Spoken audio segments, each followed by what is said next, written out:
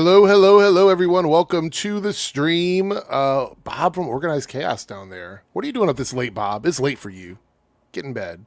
Good to see everybody here. Hope everybody's having a really good week so far.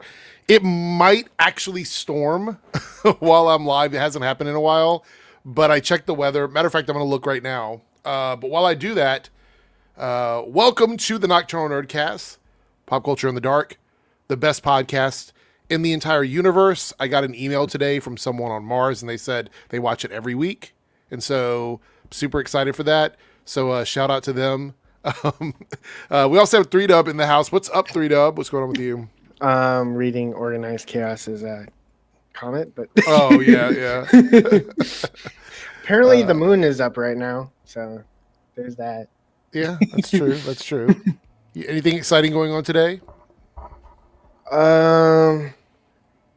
No, not really. I've been pretty chill. I'm going to see Sound of Music in theaters for the first time since, it's doing its 30th anniversary. Oh, So I'm going to watch it on Saturday on the 13th. okay. So that I can get the theater experience, because obviously I wasn't born yet when it first came out. Mm-hmm. Why did it do that? That's weird. I had to go and lower it. It was like it jumped up on its own.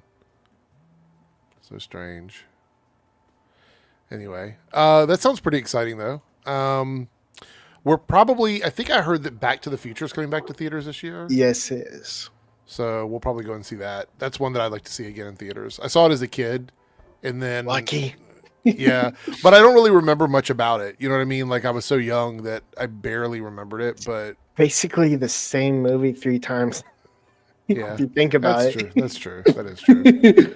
I'm one episode away from finishing Wednesday, and no spoilers for Peacemaker tonight.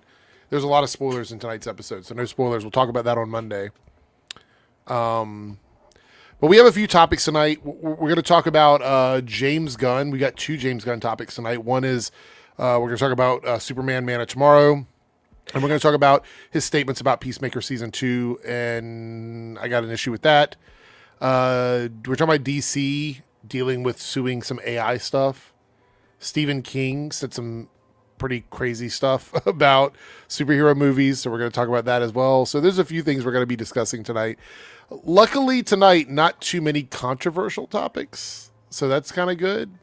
So tonight should be a lot of fun. The bonus topic is 80s movies, which is why I think it's fun that we talked about Back to the Future, because that's a movie from the 80s. So Darren has arrived. Hello. Have I ever seen this hat before? No, it's brand new. I was going to say. It's a new one. So, looks Tom Holland-ish, with Dancing in the Rain, Wait, did he wear that in that? Yeah, he had one of those top hats that he did when he was doing the lip sync battle with Zendaya. Oh, with Umbrella. Yep. Yeah, it was first Dancing in the Rain, and then it turned into Umbrella, which was shocking. Yeah, we're going to be talking about that as well. We have a few minor topics. I was just bringing up the major topics, but we have a few minor topics. If there's something that we don't talk about, this is what I always tell people. If you want us to talk about something and it's not in the lineup, like we're going through the show and you're like, hey, I want to make sure they talk about it, you can send over a super chat at any level and say, hey, I want you to talk about it. And chances are we'll make a discussion about it. We'll make room for it if you want to drop a super chat in. Speaking of super chats, we do have one kicking it off already from Naruto with the $5 super chat. There's a chance Chuds will use this for content next week. Hamilton is coming to theaters tomorrow. Really? Mm-hmm. Check your local theaters for showings. I didn't know that. Yeah. Is it even playing near me? Hold on, let me see. I'm just curious.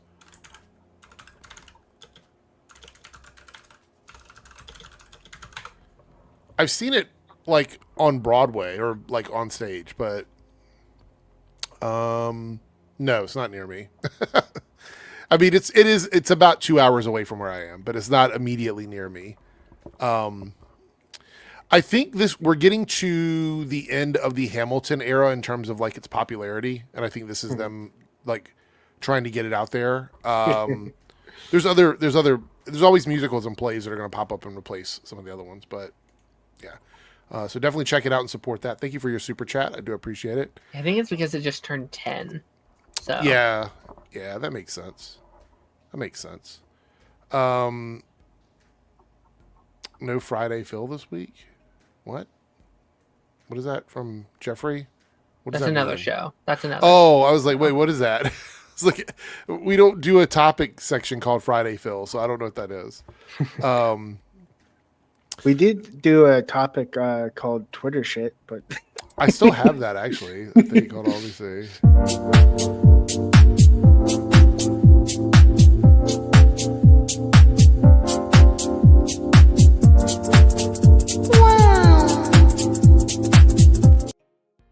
And it was in there somewhere.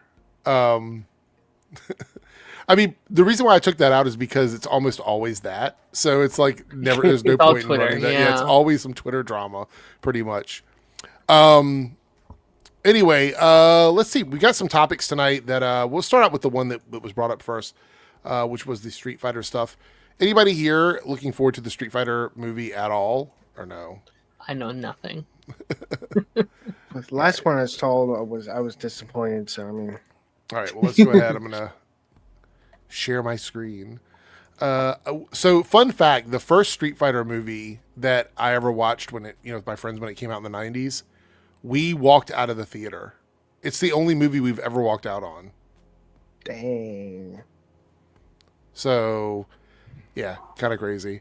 Anyway, we've got some information here. The Street Fighter movie has moved to Paramount and has a release date of October 16th, 2026.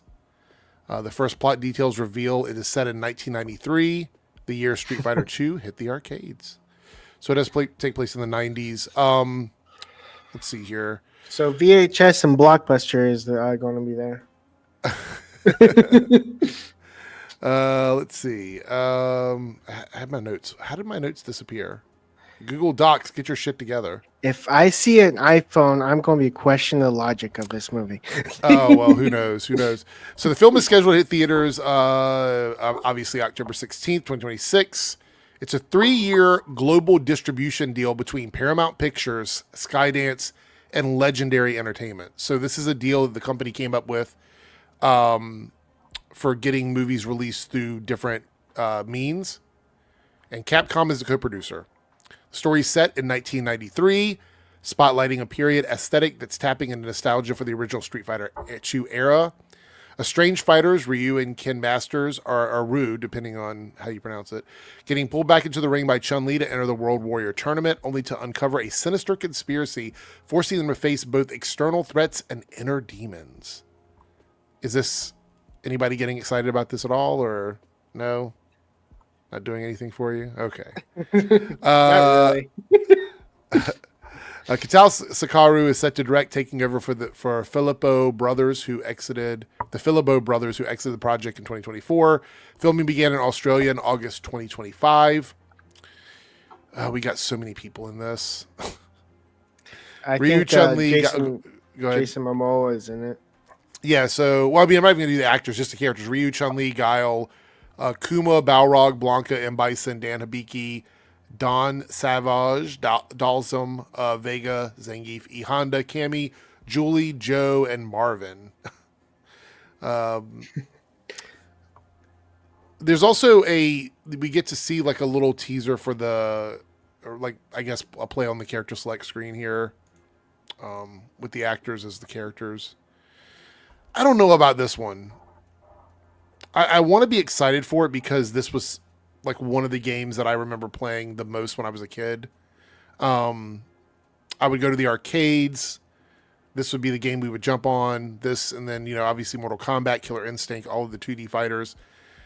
I just have PTSD from that first Street Fighter movie. Mm-hmm. And I know they've done some animated ones that have been really good. There's been a couple other live action attempts with this. I just don't know. I feel like there's some things that just can't be adapted. Is that a fair statement? As live action, I mean. Sure. Is there any lore behind this, or is it just 2D fighting Street Fighter? Well, there was very loose lore back when it was a arcade game, because as you played characters, you would get little like dialogue between them as you went through the levels, but it was very loose. And then obviously as time went on, they tried to make it a much more immersive story, Right. with the game, because they did that with Mortal Kombat as well. They try to make Mortal Kombat more immersive as well. So they try to do that with the series, and I don't know if it works. I think this one might be, I hate to say this might be too out there to work in the real world unless you lean into the ridiculous nature of what it is. Right. Like you're in on the joke, you're in on the meme. Sort of like It's like Minecraft. Yeah. Yes. Yeah, very that. I don't know if that's the way they're going to go or not. Ronan has arrived. Good to have you here, Ronan. What's up, y'all? We're just talking about Street Fighter and if anybody's excited for it. I don't know. Is this a game that you are interested in seeing as a live action movie or no? I don't care. So I'm intrigued. I really want to see because, and again, it's not that hard because we've got, the Van Damme movie, and then we got something that I'll never forget as my childhood going to the movie theaters to see is The Legend of Chun-Li. I remember that one. Yeah. Oh, and so I'm intrigued to see how this plays out. I think there's a way you can adapt this game in Mortal Kombat. It's just that I think, like you said, you have to ride a very fine line to do it. Mm-hmm. And dare I say, studios won't bet on non-household names. And that's Right. what sometimes frightens me when they get household names. Granted, if they're household names and they're fans of the franchise, that's cool and y'all. But, like, there's some names here. I'm not going to name names, but I'm like, huh? What the fuck are they doing, in Street Fighter? I agree with you. There's a few standouts to me where I'm like, are we serious with this? That's why I'm wondering how serious the movie's going to be. I'll put it to you this way. The girl who's playing Chun-Li, Mm-hmm. she had tweeted out when someone, I think one of the outlets had said, she's cast as Chun-Li, and she was excited. I retweeted or reposted her story, and then she took it down because I guess she wasn't allowed. But I was like, I don't know where she's from. I don't know where her work prior, but I'm like, I'm happy for her. And I'm like, I hope she delivers.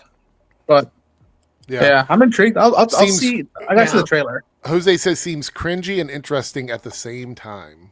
Yeah, we'll see. It definitely gives off a little bit of like Hollywood just trying to like profit off of an IP. It doesn't feel like, oh man, we're really passionate about making the Street Fighter game. It feels like, hey, don't you remember this game that you grew up on? And that's not always a bad thing. Minecraft was the same exact thing, and people fucking love Minecraft. So shout out to them. The Sonic movies, there's other Super Mario Brothers. There's things that have worked, right? Sure, but then I'd point to like Mario and Sonic, and it feels like that's made with so much love and passion, and like people who love those games. Not saying that this isn't that. We literally don't know. We've seen no footage or anything yet. Here's my question though, and this is like a genuine question. I'm not like debating them because I literally don't know this fandom at all. Do you think Street Fighter is still relevant enough to garner a big profit out of this? Because I know it has its fans. I know it's a popular game series. But in today's climate of movies not doing so well and trying to get casual audiences, do you think this is a moneymaker movie? I really don't know, especially the way movies are being made now, where like there's no more outlets for mid-budget movies unless you're an A24 or Neon company. Yeah. Or you're from abroad that like is willing to like open the market up in the in the Americas. So I really don't know. Like, and again, I look at all this lineup, and like to be quite frank, BRB. Sorry. You don't really need all these characters in this one movie. It's cool and y'all, but like I always felt that like a Chun-Li movie on our own and mentions of like others there would be good enough. But then we got the Legend of Chun-Li, a Ryu movie on its own would be good enough. But it's fascinating. Like the way things are there right now, I'm not so sure. Like if the trailers and the marketing is really good and word of mouth is decent enough, I'm willing to go give it a try. I tried out the first Mortal Kombat movie, the first one, the first of the new ones. I gave it a shot. I thought it was decent to an extent. Will I be rushing to see the second one? I don't know, unless I get it. Again, like I've always joked, screening, reserved seating, and popcorn. And I'm like, all right, I'll give you a shot. But like, I don't know, and it sucks because I do really like the Street Fighter franchise. I love a lot of those characters. A lot of those characters have a lot of potential beyond the gaming. I think of manga.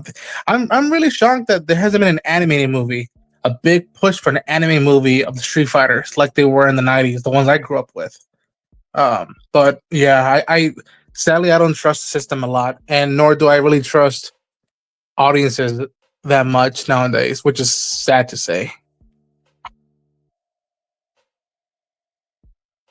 Sorry about that. I had an issue with the cat.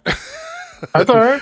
So anyway, no, all of those are valid questions. I heard a lot of that. I feel like, for me, as a fan of Street Fighter, I've always been more satisfied with the animated stuff that they've done, opposed to the live action stuff. I think there's a lot of really good Street Fighter stuff in the animation world, and I think one of the things about games that's such a tough, I guess it's a tough niche to get, is that you have to find the games where the experience with the games isn't so heavy into your immersion into the game. So like a story-driven game where you play through a story is a lot easier to adapt than a game like Street Fighter where it's mostly fighting and the story is secondary to the fighting.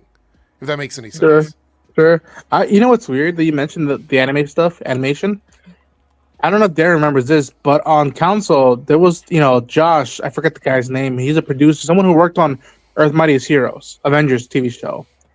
He said at one point, he wanted to do a crossover between Marvel and Street Fighter, and he had this like these concepts. Again, nothing was on paper, nothing was fully brought on, but like he was saying, like, oh, you know what if I do an episode or like a mini movie where Ryu meets Wolverine, and you do the whole Japan thing, whatnot. And I was just like, oh, the potential there. And if they would pitch that right now, I would run to the theater and watch it, even if it was like a 15-minute short. I was like, I'll happily pitch that right now because I could see that. But then again, like, listen, I'm happy for Cody Rhodes where he's at right now in wrestling. I hope he can pull off Guile, because Guile's one of my favorites. I'm doing my best to not be so cynical, but I want to keep an open mind about it. I want to keep an open mind. Like, again, like we've talked about how much Last of Us, Fallout, Arcane, Castlevania has pushed so much for the video game side of entertainment, and for fans to be like, look, it is possible. You can adapt video game stories and video game characters. But then you get some projects where I'm like, this ain't helping the cause and whatnot, which I hope this helps the cause. What about the era? So it's set in 1993. Do you think that's a good or a bad in terms of the movie?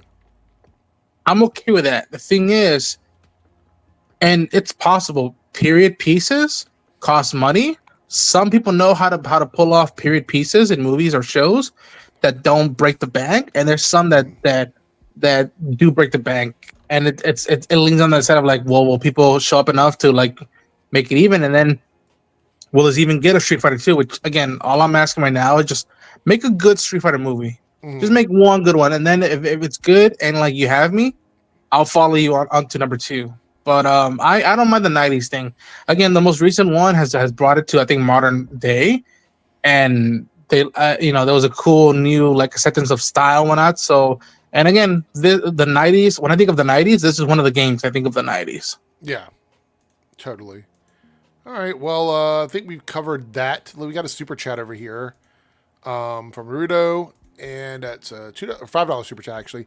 Have you seen the awkward-looking Tron popcorn bucket thing that lights up? I'll find it, and we'll look at it tonight. I did see it shared, but I didn't think it was real, but I guess it is.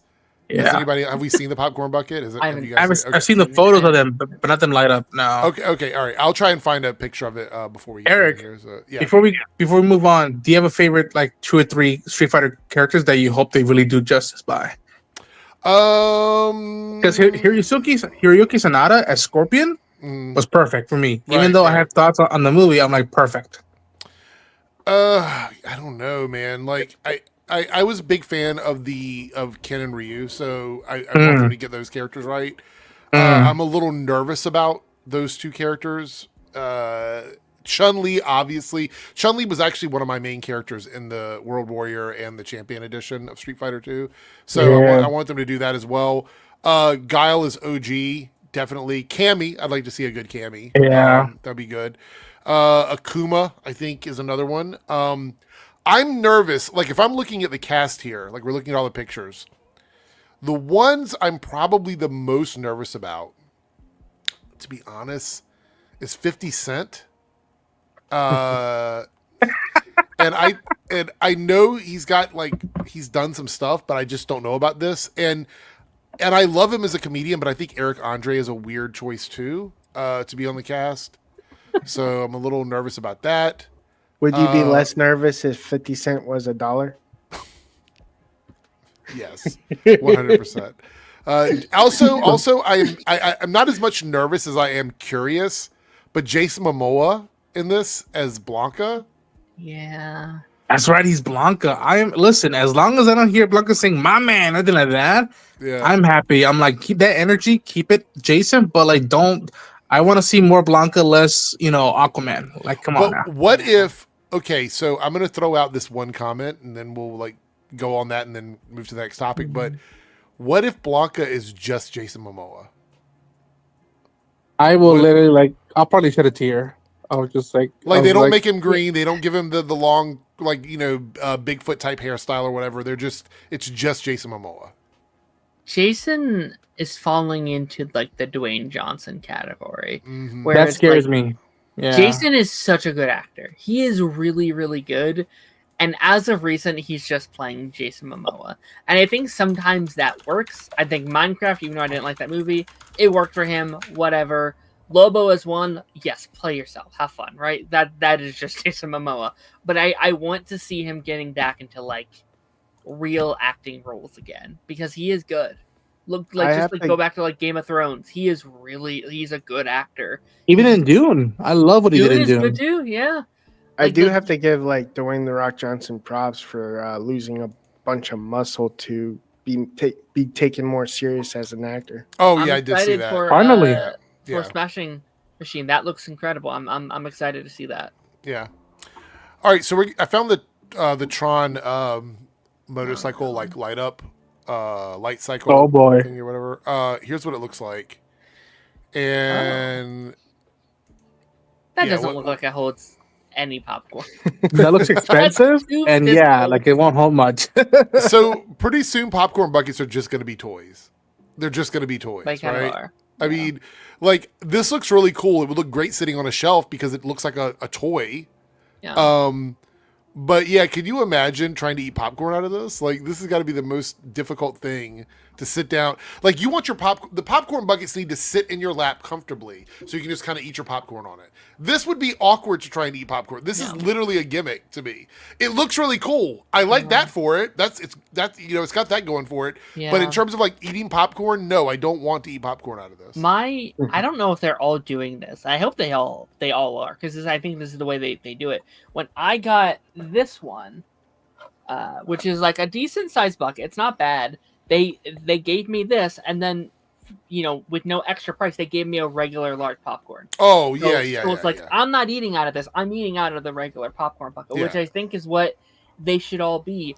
Because if I'm paying $30 for this thing, hold on, can you imagine, Darren? You get this one, right? You pay for this. This is $50, $60, $70, whatever it is, right? You pay for it, and the guy's like, okay, I got you. And then he goes over to the popcorn machine and starts filling it with popcorn, and then puts butter all over the whole thing. It's this butter everywhere, and it's it just completely gets ruined after you paid $60 for it. They can't actually be held with popcorn at this state. I actually think these popcorn buckets are one of the best things that theaters have done in a long time. I think it's such a great idea. Well, it's bringing in people. People are going to theaters to buy it. You know what I mean? Yeah. So it's directly affecting. It's working. Yeah, it is 100%. Let's talk about this. So I saw this today. I was like, this would be a fun little topic to discuss. The fuck? Sony's picture CEO says you can't make a bad movie after most of the Spider-Man spinoffs flopped at the box office. This is him talking about his own company. There's a period of time where anything superhero was almost guaranteed to do well. Now they have to have a degree of originality. I would say this. Look, I wasn't a fan of this or this really, but I think these were sort of original ideas, right? I mean, Yeah. they aren't cookie cutter. They're Well, not it was- cookie cutter superhero movies for the most part. I will say, Especially like, this one. This one is so weird. It doesn't even have a regular movie format to it. It's True. I will say, like, in the originality, they basically copied and paste like what Venom is in anti-hero. well, that's because Venom worked for them, right? You know what I mean? And this was Yeah. at a Financially, Bank of, yeah. This was at a Bank of America conference, so it was a financial conference where he said this. So the actual quotes here, I'm going to read these out for you. It says superhero films used to perform well almost by default by the mid 2010s. Yep.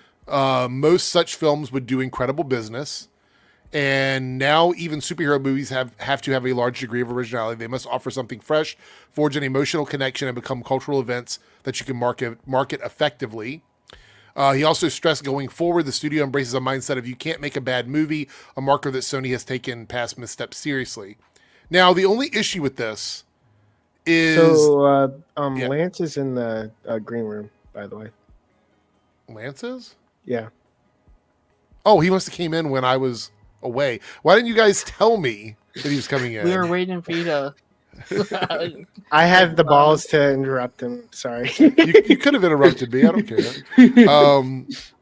I was scratching mine, but whatever. So the only issue with that is he says that mid 2010 movies were good by default. Should we go over the ones that were not? Because there were a lot of them.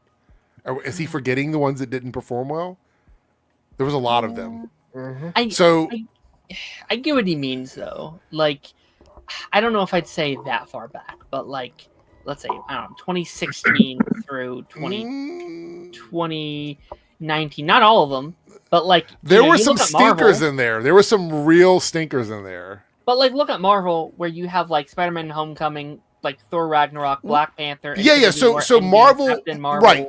Marvel Studios 100% an outlier. There's a lot of ones that did not perform well, right? So like Fan Four Stick was a total bomb. X-Men Apocalypse did not make a ton of money. It did do about 540 million, but did not take a ton of money. Amazing Spider-Man 2 was, even though it did 700, that was not what the studio wanted. Batman v Superman, Suicide Squad in 2016 didn't perform as well as they wanted. So a lot of these did not perform well. Now, were they total box office bombs? No, I will give him that. But they did underperform based on the other movies that were out as superhero movies at that time, right? So I will say it's not his statements aren't totally 100% like up there. Now, the CEO back in 2014, Tony Vinciquerra, I guess is how you pronounce his name. I'm totally butchering that. I'm sorry. He defended their movies, but then. He did, yeah. But then as he was stepping down, he said that Kraven the Hunter was probably the worst launch of his 7.5-year tenure, even though he insisted the film is not a bad film. Now, I don't know if did everybody here see Kraven? No, I couldn't see these movies. I couldn't get myself to do it. One day I'll probably do it for the channel, but I'll have to be drunk or like I have to get paid. I actually think Lance loved Kraven. Can you confirm that, Lance? That was hot dog water. So I guess not. Madam Web, he claimed underperformed in theaters because the press just crucified it, but it did great on Netflix. But Netflix is a non-investment. That's the only issue I have with that. People watch Netflix when they're bored. That doesn't make the movie good. I would say Netflix. Yeah. So Netflix to me is okay. It's almost a derogatory way. Like I'll just wait for it to come out on Netflix. That's the way people mean it when they say that. You know what I mean? But look, people watched it. That is true. That is a true statement. He blamed critics. He said that it's an even bigger problem with the broad media out there, harming the film's box office results. I will agree with that. I think that we could have a conversation about Rotten Tomatoes and astroturfing movies and how it's affected films recently, because I think that we've gotten to a point where those things are actually affecting films. Back in the day, I don't think they did, but I think we've reached a point where they are affecting films. You're right. And like in its like defense a little bit, people were hating on the movie before the movie came out. True. Right? Like even like it's not a good movie. I'm not trying to say it is, but like just from the trailer, people were like, boo this movie, and it's like, all right guys, let's give it a chance. I gave it a chance. I also said boo, but like people were doing that before, you know what I mean? So it's like I kind of get his point a little bit. I get his point a little bit, but like you know, and again, I'm not saying that those people had a right to boo all the way, you know, just based on the trailer. But like, you know, when these concepts were sold to us, quote unquote, sold to us, I thought to myself first, oh my gosh, I feel bad because now if we ever bring these actors and actresses to a big project that looks promising and feels promising, and it feels like there's good intent besides, you know, making sure the cash register is full. It's like, well, now they have this of like, you know, her story connects them all and whatnot, or all these, you know, these jokes and whatnot, or you know, the one bit with the rhino shit. Like that's not part of the legacy now, and like it breaks my heart. But I'm like, I don't know. The trailer did inspire confidence, and I was just like, man. Yeah. By the way, welcome Jake jumping in with us. Good to see you. The confusion with whether or not they could use Spider-Man also kind of like took away my enthusiasm for the Sonyverse. You know, like here's a good rebuttal to that: the Spider-Man Noir show. Somebody a while back leaked some of the footage, and there's set photos. That show might not be good by the time it comes out or when I finish watching it, but my gosh, the concept and what I quote unquote may have seen already, it inspires confidence. Yeah. It'll probably be the best superhero live action role Nicolas Cage has done. I mean, like, There it listen, like, I'm really excited for Sony's future with Spider-Man. Again, I don't know what all they're doing on the live action side, but like when you have Spider-Man Noir, Beyond the Spider-Verse 2, a Spider-Woman movie seemingly, the Spider-Punk movie seemingly, you know, like a potential animated Venom movie, those all sound exciting to me. Those all sound like things that I'm signing up for. Yeah. And I've said this prior, and I don't know how the contract works, if we can pivot from making shitty live action movies to fantastic animated movies every like 3 to 4 years, I am in. That is the direction you should go in. If legally you can still do that. Again, I don't know what all is in the contract. So wait, hold on 1 second. I want to give a shout out to Scott Smith who gifted a membership on my Debunks channel. Thank you, Scott. I appreciate it. And congratulations to whoever got the membership. Thank you so much. All right, go ahead, 3Dub. Sorry. So Darren's basically, I want a balance of shitty and also a balance of awesome. No, just stop with the shitty.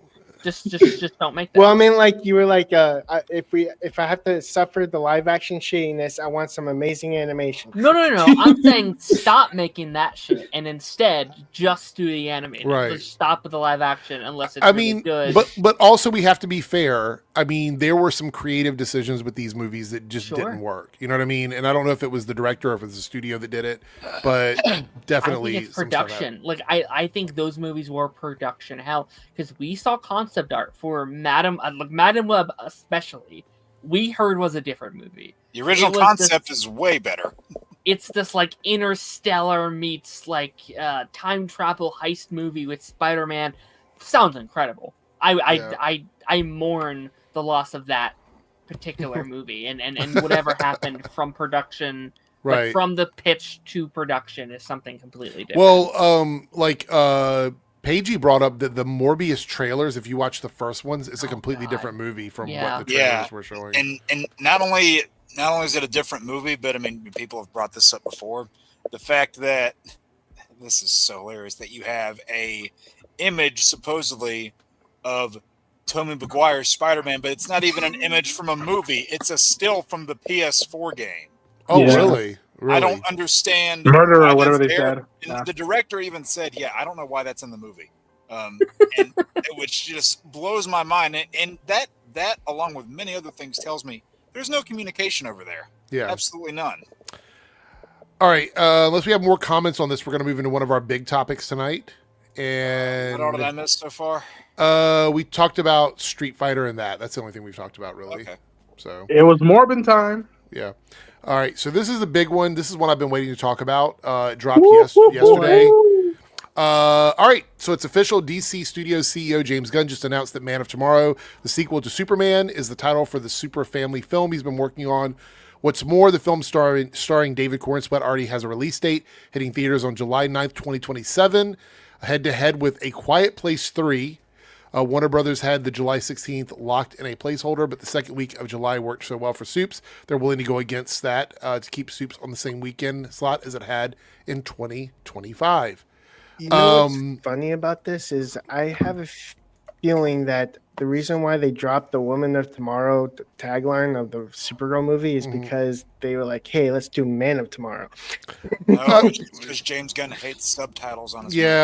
Yeah. I mean, this might even change before then. We don't even know. But well, what's funny is this title was theorized to be the title of the hypothetical Man of Steel sequel that never got made. This was the most common title that was thrown around, right? And that never happened. The interesting thing about this, and I don't know, you guys have to correct me because I wasn't a huge Superman fan in the late 90s, which is when I think the Man of Tomorrow title was used. But I believe it was a loose title connected to a run of Superman where it was like only 15 or 16 issues, and they were released on months where there was like 5 weeks in the month. So it would be the fifth one that came out of the other 4 Superman titles that were coming out at the time. I could be wrong, but I don't think there's an actual storyline called Man of Tomorrow, correct? So I don't think so.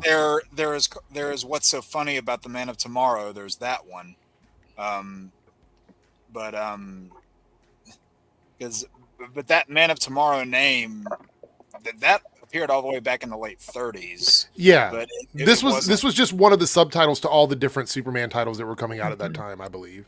And correct? Isn't Man of Tomorrow like more synonymous with Lex now? That's what I was thinking. Yeah. Well, it's like a double entendre. I think is what's happening here because Superman, the world kind of sees Superman as the Man of Tomorrow, but he never sees himself as that. Whereas Lex sees himself as the Man of Tomorrow.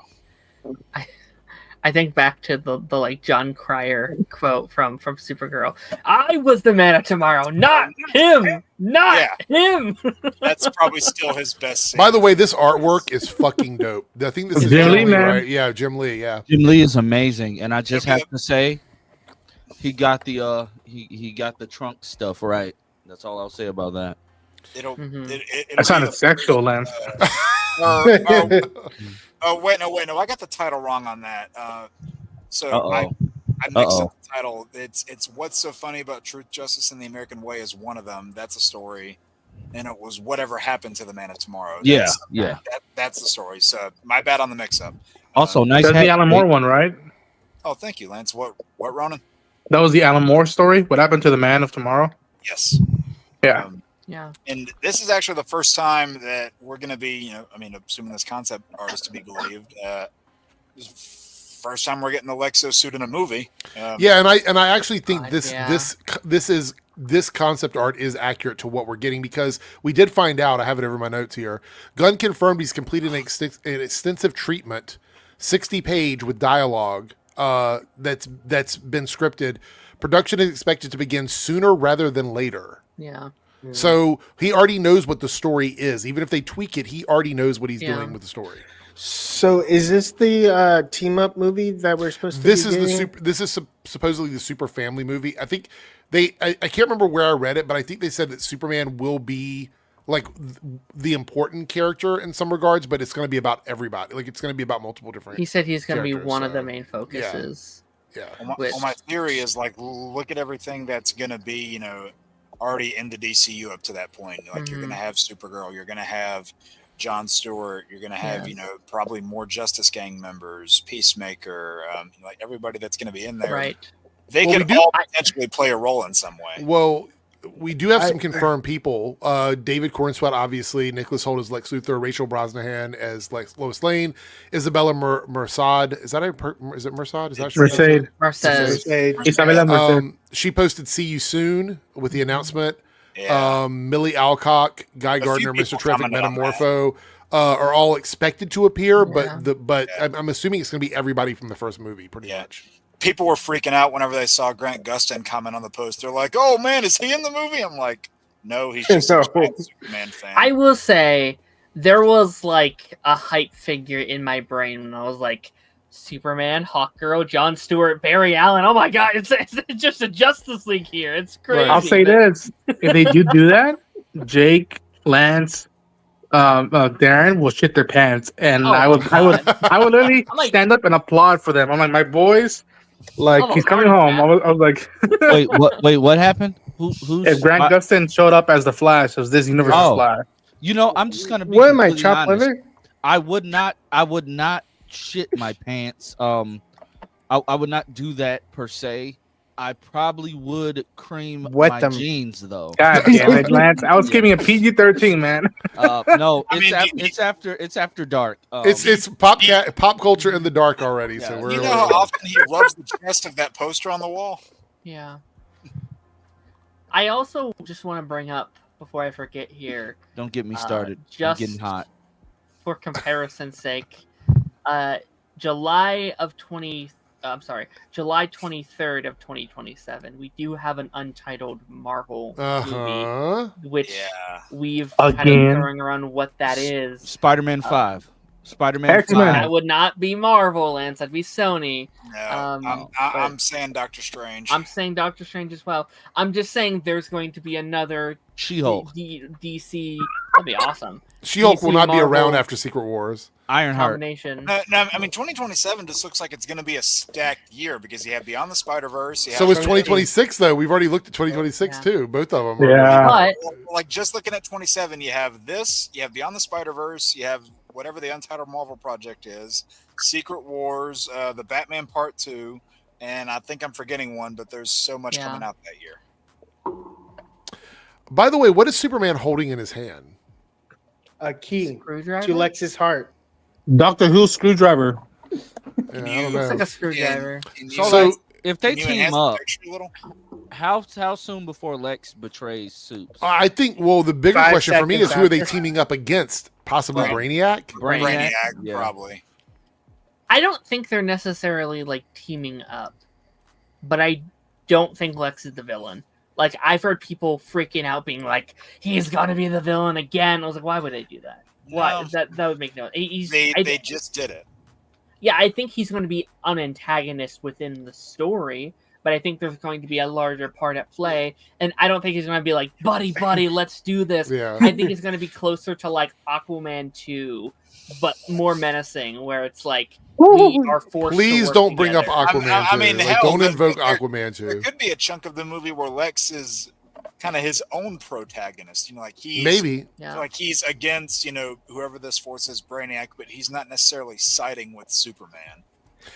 He's going to be like a headache that Superman has to deal with Whoa. while fighting the villain. Ethan Well, here's the says, thing. I wouldn't be isn't- surprised if the movie ends with like everybody saying Superman and Lex Luthor save the world together, and everybody buys as their friends and allies, and it's just like like, a Thunderbolt style ending. yeah, and it's like, And God damn it, we're not friends. It leads to the propaganda that will lead to a more presidential Lex. You know what I mean? Where it's like, Ooh. I helped Superman. Oh, Cast yeah. my vote, and I'll make this country super again. I don't know. I'll be the man of tomorrow. I'm trying, Yeah. Ethan. I'm trying to read your comment here. I'm trying. Sorry. Ethan says, isn't he breaking the rule of not setting release dates without finished scripts? He said he finished the script, didn't he? This script is finished. He's That's just what I thought, rewriting but it. he used the term script, but I've also heard the term treatment, which is not a finished script. So No. That's A like- while back, like a few weeks ago, he said the treatment's already locked. He had already said the treatment's locked. okay.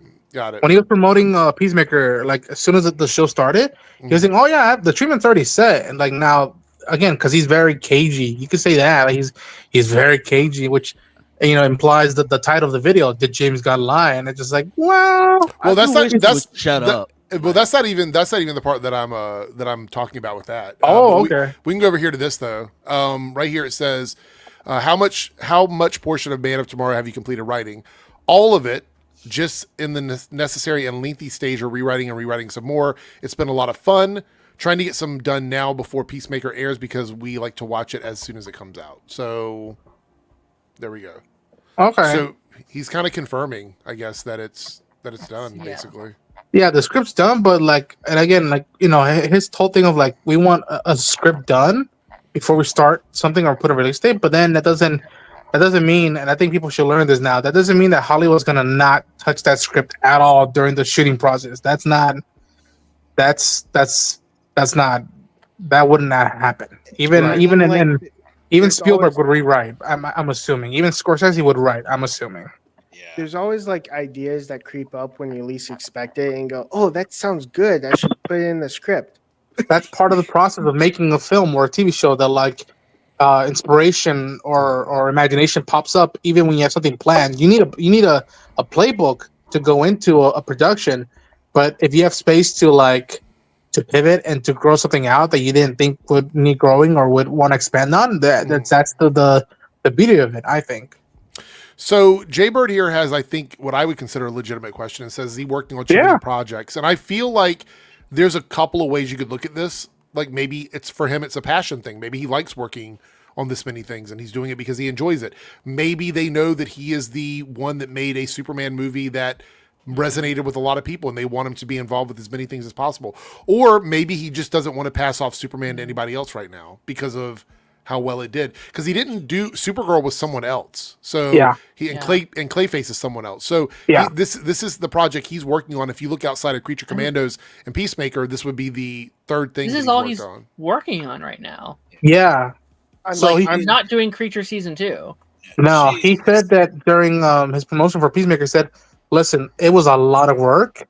And I don't think he necessarily said burnout, but he's like, I'm not doing that again. We're like, for a whole year, he wrote 2 TV shows, 1 animation, 1 live action, and a movie. And I just like, I don't think he's going to do that again. Like, which means somebody else, and it's already known, someone else is writing Creature Commandos. And that also leaves into play where Peacemaker potentially lays out after season 2. Now that's TBD, but I think now he's cooling down the jets, I think. Holy crap, Darren, that's a lot of movies. I'm kind of curious to like if he were to like hand off Superman to another director, would the feel be the same of like the continuity of the it depends on who the director is, though. It really depends on who they pick. Because it would feel like a continuity error if it just somehow he became like overpowered or underpowered. It varies. His whole idea is that like if somebody else takes over a character, that their aesthetic, their style is played out. Don't just copy what I'm doing. Do your own thing. And he said that like he always liked it when comics, when Metropolis looked different from different artists. Yeah. And different like he just groups. like randomly shows up with a new suit, and then when James Gunn takes over again, it just goes back to the other suit. That's possible. That's not different from what happened in comics. We're used to, the one way of like, no, everything's gotta be the same. It's like, no, let's break the chain, see what happens. I mean, look what happened whenever the Russos got a hold of the Guardians. They were tonally similar, but they still felt like the same characters, even though they were under a different director. Exactly. So Darren shared this. I feel like this is worth chatting about for a moment. Yeah, that's a shit ton of stuff on there. And that's probably not even all of it. I guarantee probably not. No, because the reason why I'm like 12 whole months in a year. The reason why I'm really worried is because of what happened with Last Jedi. That's why. Well, that's like totally different and off. That's Star Wars, and they didn't really like plan it out. Different. All right. Yeah. So, Darren, do you want to talk through this a bit? This is what you shared. This does seem like it's kind of a pile of stuff, so we might as well talk about this. Yeah, no, like I've seen that just like 2027. I mean, like, listen, we're still dealing with like the strike shit, where it's like, oh, okay, so everything in 2023 had to be pushed to 4, and everything in 4 had to be pushed to 5, and so it's just this domino effect. And it seems like 2027 is when it's like, okay, everything that was on hold is finally coming out. Yeah. And I would not be shocked if a lot of this is pushed to 2028 because it's a lot. Remember when Batman 2 was going to come out this year?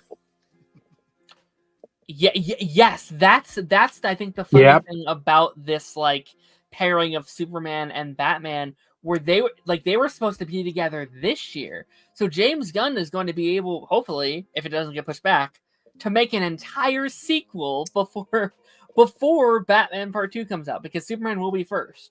Yeah, the Part 2 will be first. The only time Batman and Superman have ever had a movie released that close together was when and these weren't even connected, but The Dark Knight Rises and Man of Steel were a year apart. That's the only time that's happened. Oh boy. Whereas this That's over a decade. That's over a decade. Jesus. Yeah, it's been over a decade since. Somebody. I'm looking at this lineup. This could be a massive like box office. Yeah. And Mario's next year, isn't it? Mario's next year. Yeah. Like, I'm looking at this. Frozen 3 might be $1 billion movie. Shrek 5 could be. Zelda could be. Avengers could be. Star Wars, maybe. I don't know. I mean, look at the quality of the sequels, and all three of them made $1 billion. Right. Oh, they're doing another fucking How to Train Your Dragon already. Yeah, live action. Yeah. You haven't even seen the animation. Maybe by then I'll see the animated movies. Same. I'm so. You guys piss me off. I am like, Darren, we piss you off. Have you met other people on the internet? You guys are slightly better, I guess. Also, new Lord of the Rings as well. That's a big one. That's the first live action one in what? Over a 50 decade. years? Yeah, over a decade. Another Godzilla Kong too. It's been a minute since that. It came out last year, didn't it? Was it last year or the year before? It was year last before. No, I think it's 2023.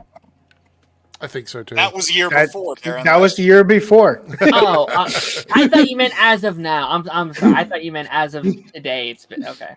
No. You're right. Fuck, they're on the 4th Sonic already. Yeah, Yeah. I actually like that franchise. Haven't even seen the 3rd one. Apparently there's a Third lot of- one is really good. Shadow, the what's his I will say this: with Batman Part 2 and Man of Tomorrow coming out in the same year, that's money for DC. Yeah. That's Because I money for understand, DC. like they've La Mula. never had Batman and Superman release a movie in the same year before. No, but this also makes me wonder, like, how important the DCU Batman is at this point. Yeah, but granted, I don't think it should be a whole matter of whichever one comes out first is the one that gets priority, because Gunn clearly wants, like, he's expressed a lot of interest in wanting the Elseworld stuff to continue. So that doesn't mean that he likes one more than the other. Yeah. So someone was sharing this here about like what we got coming up.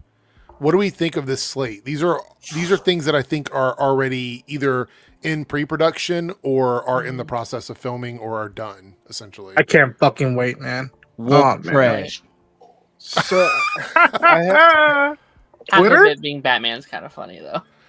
Anthony, so I have a theory about this. I don't think Marvel wants to say what they're releasing until after Secret Wars, because I feel like it would spoil stuff. What? Mhm.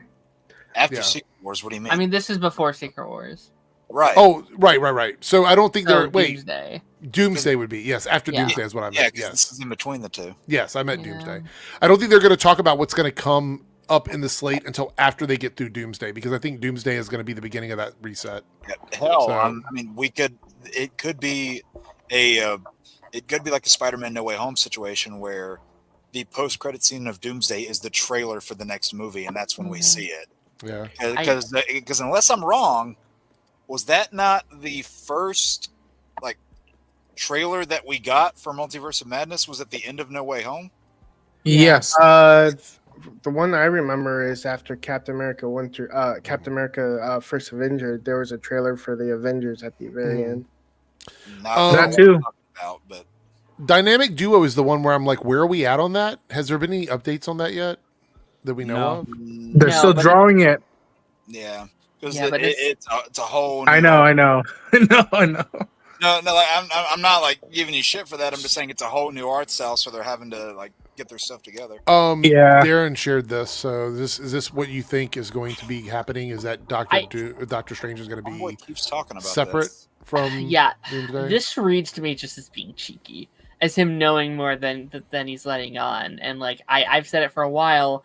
The reason he doesn't have a chair is because he's going to be filming something else instead. I would not actually be shocked if they already are doing some kind of early stuff for it, and they're keeping it very under wraps.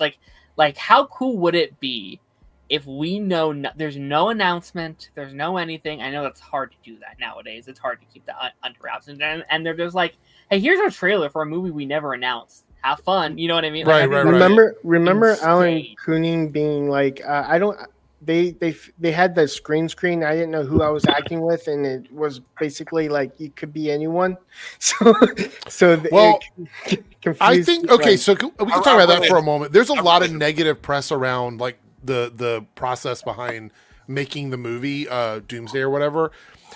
I think people need to chill the fuck out. It's the same process that happened with Endgame and Infinity War and pretty much any Marvel Avengers movie is that people film out of sync with the script. They don't know all the scripts. They don't know everybody's storyline. Stuff gets filmed that's used in promotions to like do a red herring thing from what's actually going on in the movies. We saw that with the advertisements for Infinity War. So this is what happens. It's just, like they say that and the press fucking runs with it like it's some new thing that Marvel's never done before. No, they've been doing it all the time. Like they did it in the Avengers movies. They did it in No Way Home. They did it kind of in Doctor Strange a little bit. But the whole thing with this too, and I think me and Darren were even talking about this.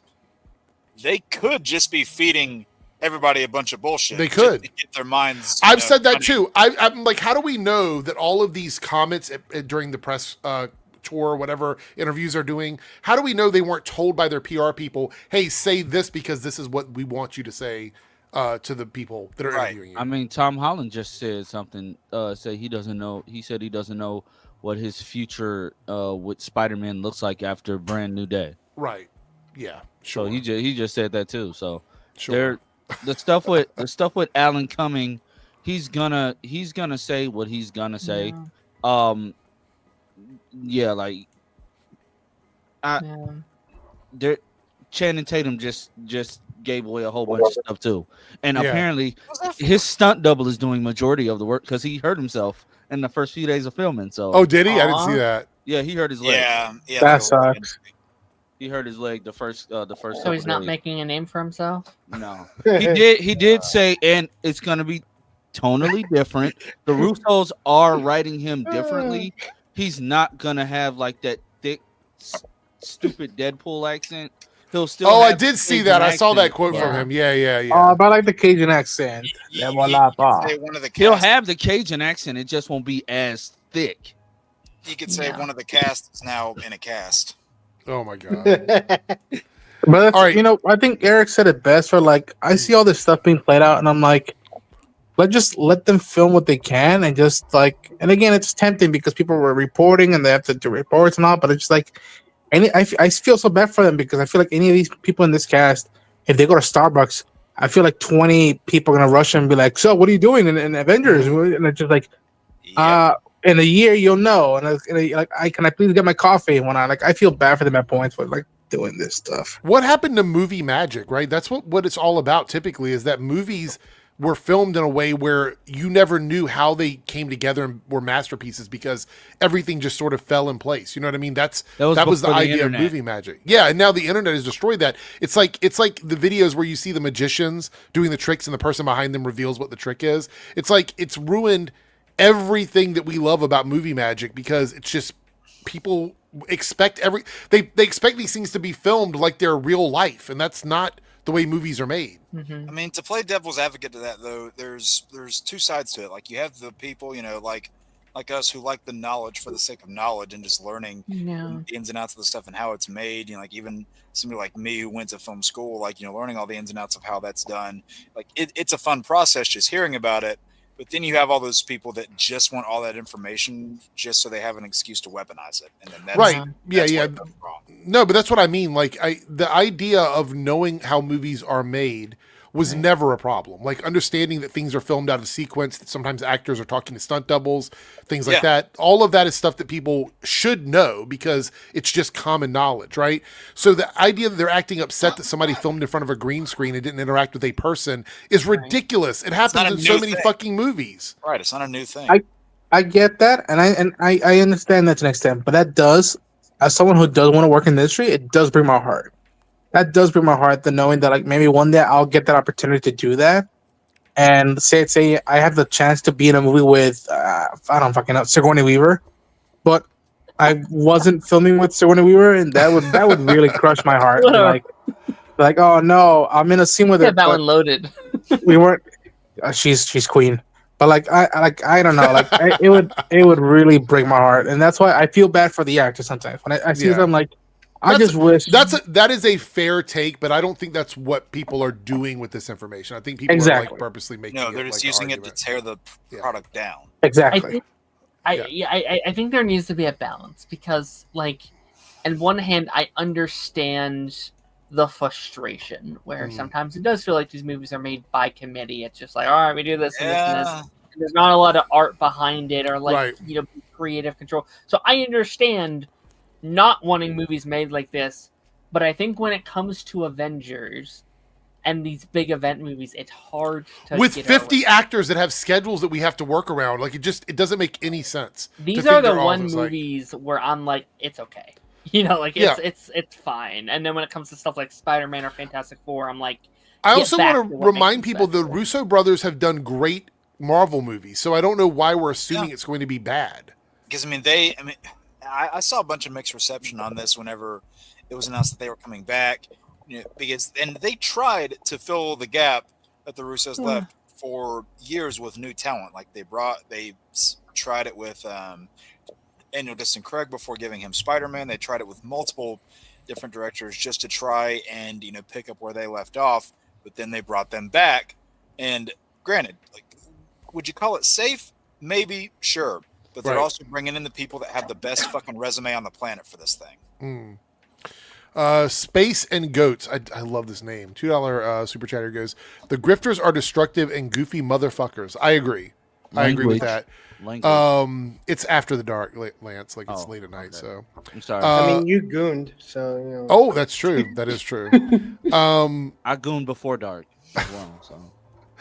No, I agree with the statement. I feel like that people on YouTube, or actually, and this is a deeper conversation. I don't want to go there, but I'm going to say this and then we're going to move on because otherwise we will go into a whole conversation about it. But I think the monetization without any sort of responsibility has been a massive problem on social media.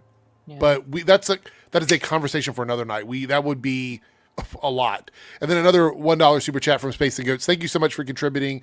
By the way, we need 10 super chats of any tier on the Reloaded channel, 5 on the Debunks channel. There's a poll on the Debunks channel already. So if you'd like to contribute over there, you can. I will do a video on any of the channels that I mentioned over there. Over here, we'll do what we always do, which is I will drop a poll soon. By the way, the bonus topic tonight is 80s movies. So that's what we're going to be talking about at the end.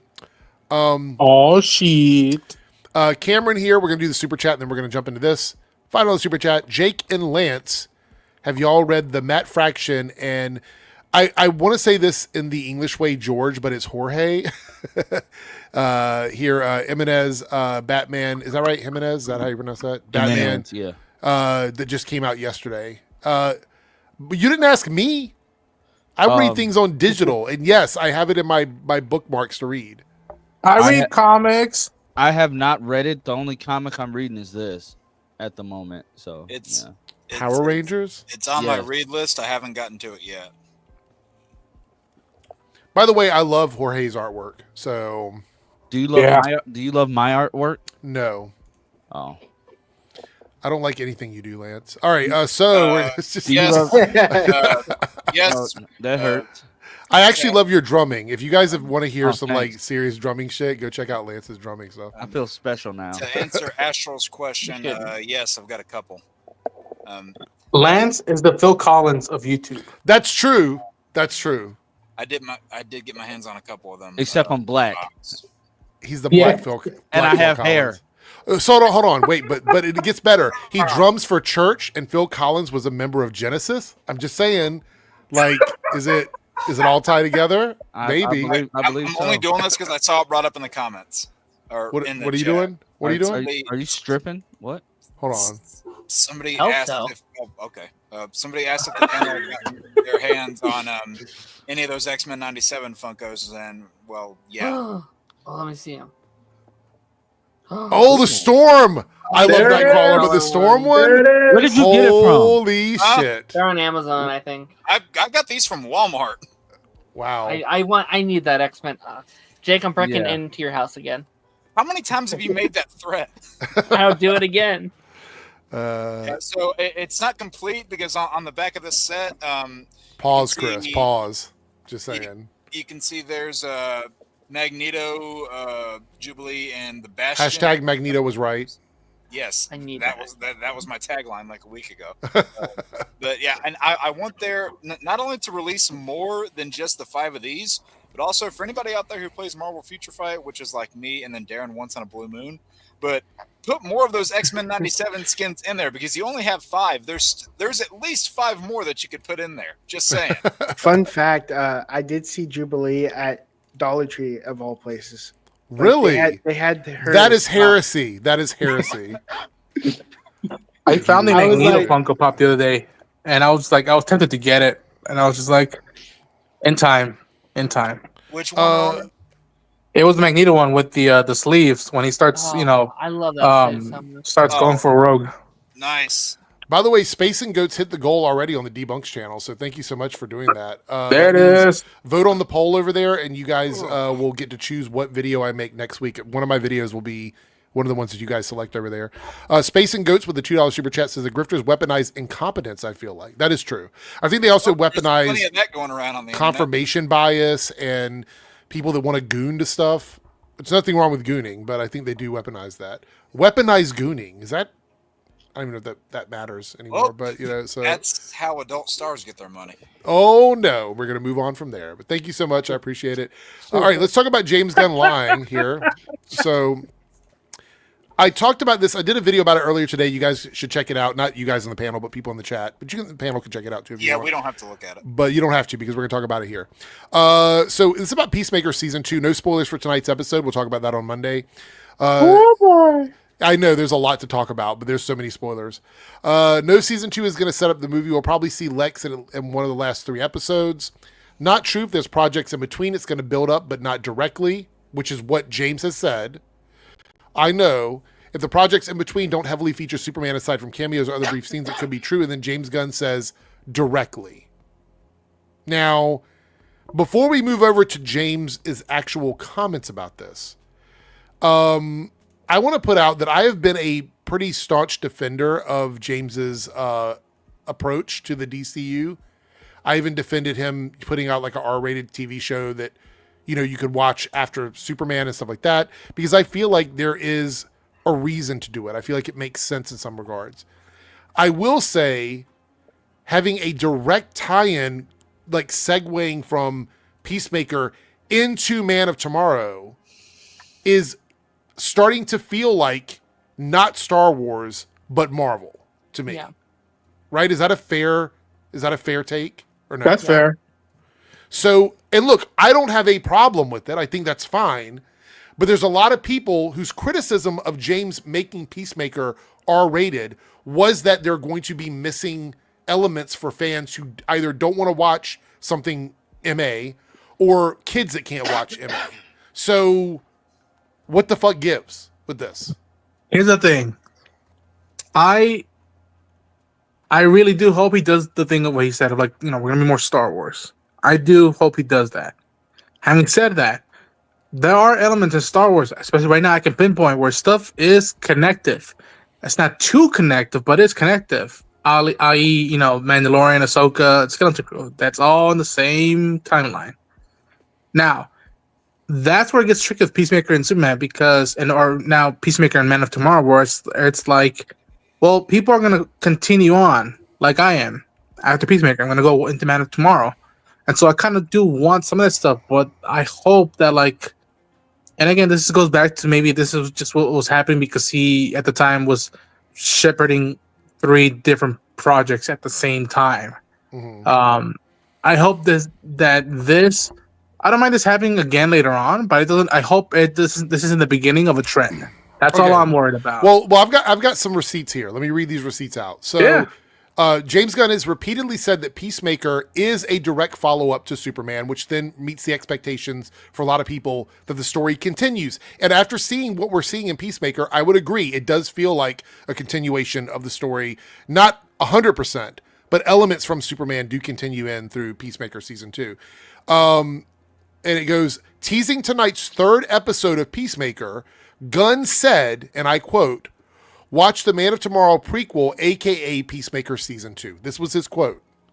And then in an Entertainment Weekly article, he said previously that Peacemaker Season 2 will play a significant role in shaping the future of the DC Universe. It will directly follow the events of the new Superman film, establishing a strong connection between the film and TV series. However, this is where I have an issue with it. And I actually, let me see if I have it over here.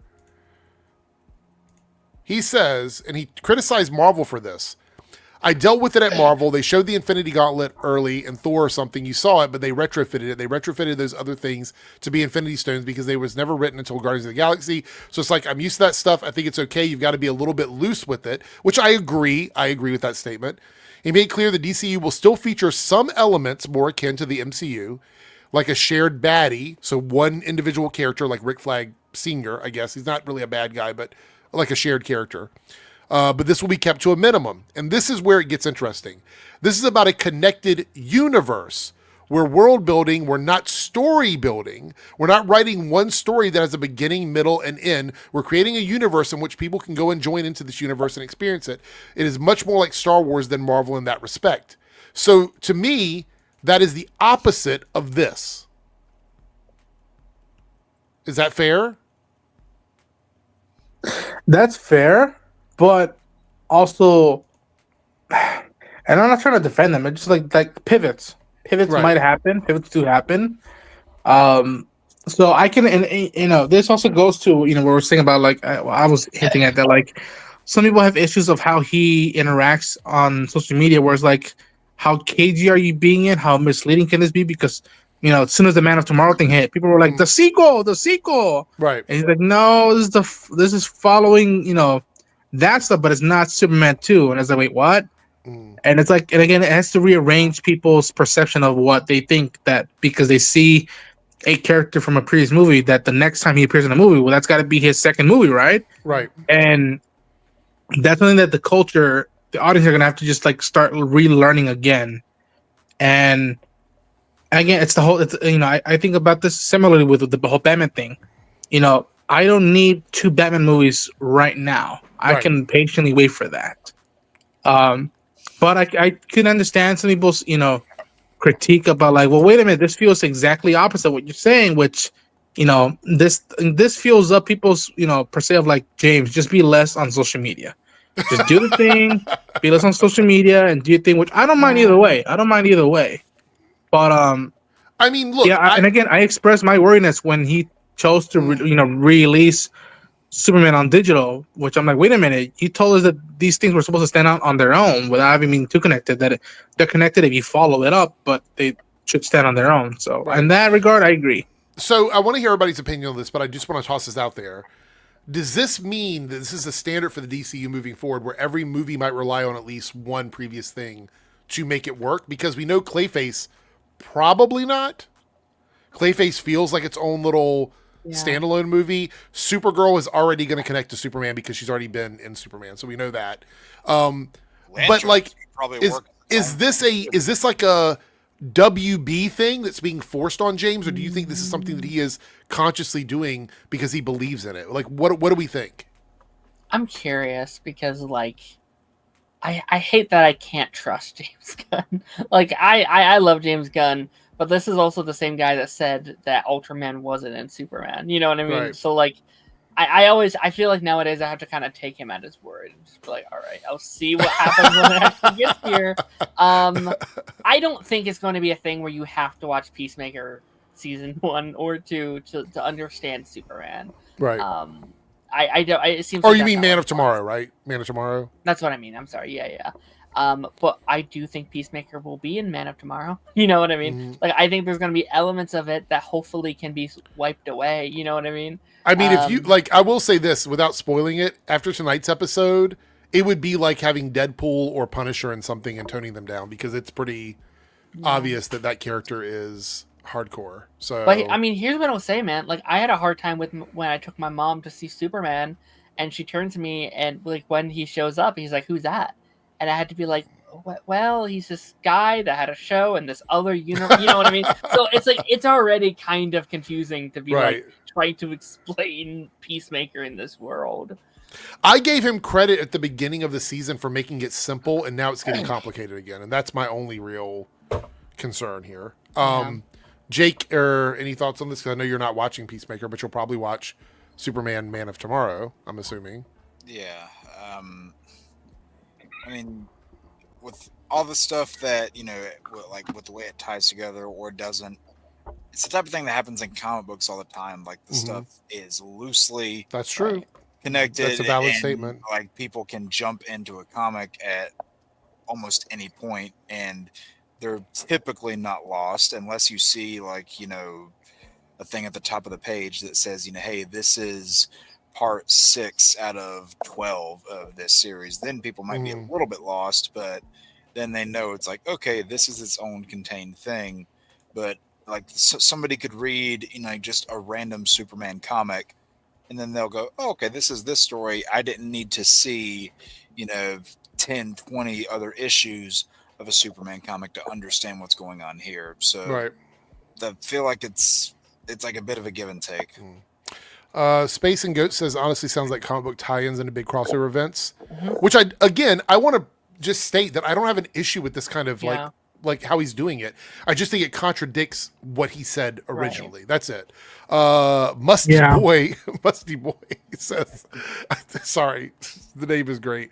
I think Peacemaker is going to have elements of Man of Tomorrow, but it won't be a must-watch to understand the movie. And if that's the case, I'm okay with that. If that's what it ends up being, I'm okay with that. I think it'll be like the Justice Gang. Sorry. I was just saying the same thing happened in Superman when you saw Peacemaker. It's like you didn't need to have watched Peacemaker to understand Superman. You didn't need to have watched Creature Commandos to understand Superman. Exactly. Except he uses the word directly. Not partially, but directly. So for those you didn't, now is it going to be a thing where some are directly and some are not? That's like something we'll have to wait. So when I hear the term, so correct me if I'm wrong, but when I hear the term directly, that means it is a sequel to something. Is that a fair statement? I don't read it like that. No. So how would you take directly in this context then? That this show or this movie is directly after the events of said project. It's not gonna be like, so that little element that we saw in that movie, it's gonna be paid off in that show. That doesn't mean that. It just means that this is right after that. So if you watch both, it'll be a cool thing to notice stuff for here and there. But if you don't watch Superman, it'll tell you just enough for you to know, okay, so that's probably what happened. Something big, similar to what's happening in Peacemaker, probably happened in Superman. Yeah, you'll get like your Star Wars opening scroll that just refreshes you on everything. Quick in and out. I think I might be onto something, Jake. Like he's keeping the final 3 episodes locked and key. He is keeping boxes on boxes on boxes. I wonder if it's not so much the events of Peacemaker as a show itself, but whatever the ending of the actual show is. Like, let's just say, for example, I don't think this is what it is, but let's just throw it out there. Brainiac shows up at the end of Peacemaker, and they're like, "Yo, what the heck?" And it's just like Peacemaker is looking up into the sky, and it's like, "Oh shit!" And it's not like you have to watch Peacemaker to get that, but it is a direct continuation from that singular scene from Peacemaker. Has it been said that there's going to be a 3rd season of it, or no? Not yet. No. But I'm assuming there will be, because it is one of James' favorite shows. But I just double checked though, when we're talking about TV shows or movies, direct tie-in, and this is the definition for it when it comes to cinema or whatever, directly continues, expands, or connects to a story and events and characters in another piece of media. So I feel like directly, when he uses it here, is probably in the context of how it is used in Hollywood, which means that there is a story that is going to continue from Peacemaker into Man of Tomorrow. Now, again, like Darren was saying, it could be simply like the end scene teases what's going to be happening in that movie. However, that's still an issue, because people that are watching Peacemaker now have to go and watch Man of Tomorrow to get a continuation to a story. Sure. Yeah. I mean, if they want to, it's Mando style. But they're look, probably going to do that anyway. I understand that, but probably going to do it isn't what James said when he talked about these properties before. No, I agree. He said they were supposed to be individual stories with like connective tissues, but not directly connecting. No homework. That's what he said. No homework. I agree. I am not a fan. Like, I think someone should be able to binge a show and not have to be like, wait, what do I have to watch in between? Exactly. So Right. Daredevil deals with this exact same thing. I do not like that you have to watch Defenders to understand Daredevil season 3. I or agree watch with that. Boba Fett to understand Right. Mandalorian. So my issue here is that by doing that, even if he did that, something as tiny as that, You're right. that would be against what he said originally. It would be something against or opposite of what he said originally. Yeah, it's kind of him reneging on his statement. Now, again, one more time for the third time, I don't have a problem with doing this stuff because I am going to watch everything anyway. But it's hard for me, and it's what makes it so frustrating for me. It is hard for me as someone who wants to be happy and excited and positive about this media as much as I can to defend stuff like this when he contradicts himself. Sure. So I'll say this. I'll probably get to that notion or reason to talk about it at the end of the season. Let me see what happens at the end of the season because Fair. I want to see what happens at the end of the season because there's stuff that I want resolved in this season that I don't want to have to watch in another movie to just resolve in the first 10 minutes of the movie. Right. So Ronan, to that point, if we resolve the story in Peacemaker season 2 in this season, and then we tease the movie as a separate thing, I will have less of an issue with it. However, if the Peacemaker story doesn't get resolved and the teaser is for the Superman movie, and that's where we're going to see the rest of Peacemaker's story, I will have an issue with that. Yeah, that'll be fair critique, and even maybe I would even have that at it, because if you're willing to hold this much yet from press, then you really know the play, you know where we're going to be at, you know how you're going to hit the touchdown, and then after that you could tease where we go afterwards. Because again, get me finish this season emotionally with what I'm invested with these characters, and you know, he says he's very picky about post-credit scenes. But then if even like of the last 2 or 3 shots of the season tease something for Man of Tomorrow and that's it, but I got everything. I made my piece, no pun intended, with the stories in this season, then that's fair game. That's fair play. The comics have done that as one-offs as well. I really hate when a TV show, like for example, Peacemaker, connects like to a movie 2 years away. It's the same thing with Penguin.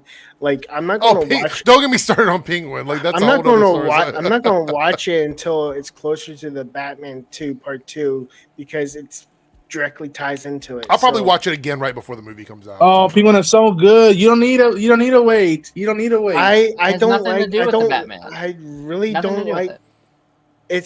It's still. They said it's connected, so yes, but I don't like the. It's connected. Break. I want more. Universe. The lead character is in both projects. That's the Eric. only thing. That's the only connection.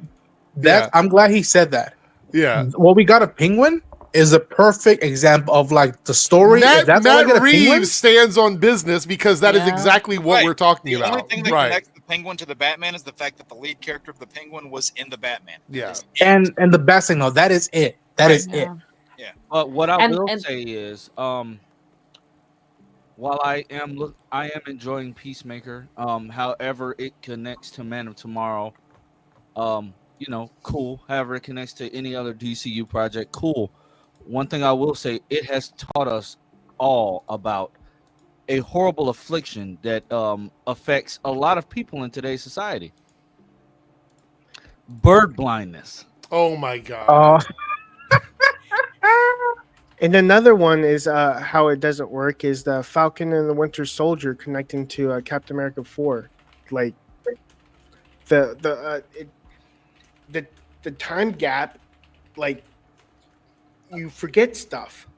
Okay, but that's COVID and people get old. And, like stuff. I know, but I know there's like stuff like that happen like to prevent it from being closer together, but it's still. I don't like when they're like two different. Like you have to do homework to watch one. What was there to? That was he became the Marvels is another example of having a TV show connected to that movie. It doesn't work when there's a time gap. Wait a minute. The only reason why I connected to that movie is because the post-credits scene. Like that show ends with Kamala like realizing who she is and in the most poetic way possible gets her costume from her mom and gets her name from her father. That's how the show ends. It ends with her on. Yeah, There's the elements in the Marvels movie that connects to the show, and if you want to dive deeper into what that connection is, you have to watch the show, and people aren't going to do that.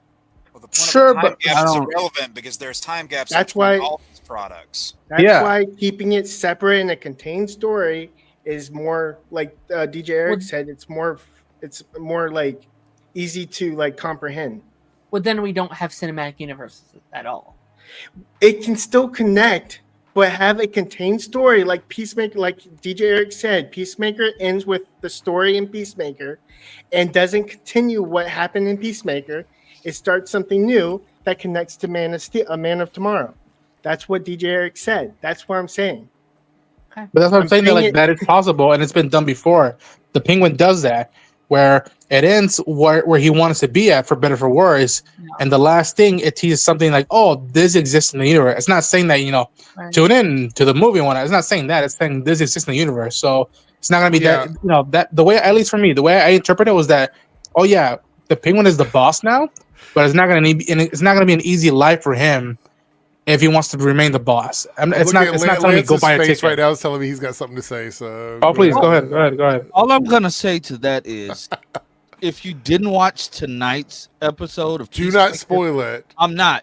Just don't, because by your logic, you're gonna be irritated. Well, he's not watching. I don't think 3Dub is watching Peacemaker anyway, right? No, I don't care. So yeah, Why is it a problem then? Because I'm making the point of the Marvels and how Captain America 4 Mm-hmm. happened. They didn't have a contained story. They had loose ends I from will- the TV show. All will- the MCU has loose end. Yeah, I I know will- what I'm saying. I'm Star comparing Wars that. does this. I'm comparing that to what's happening right now with Peacemaker and Man of Tomorrow. That's my Okay, comparison. he's basically agreeing with what I said. Is I'm just- agreeing yeah, with let's what just- DJ Eric said. Yeah. Well, did the Arrowverse piss you off too? So, all right. Bueller. Moving on, Yeah, we're gonna move on. But I will say this: we are 3 out of 10 super chats and Reloaded. For once, the Debunks channel reached super chat goal before Reloaded did. So I'm not sure what's going on, but I will put the poll up in a minute. Anybody on the panel or people in the chat, if you want to submit, if you want to submit options for the poll, feel free to do so. Go into the private chat where the polls can be exposed. I mean, where the polls can be discussed in the private chat, and drop it over there. So, all right, here we go.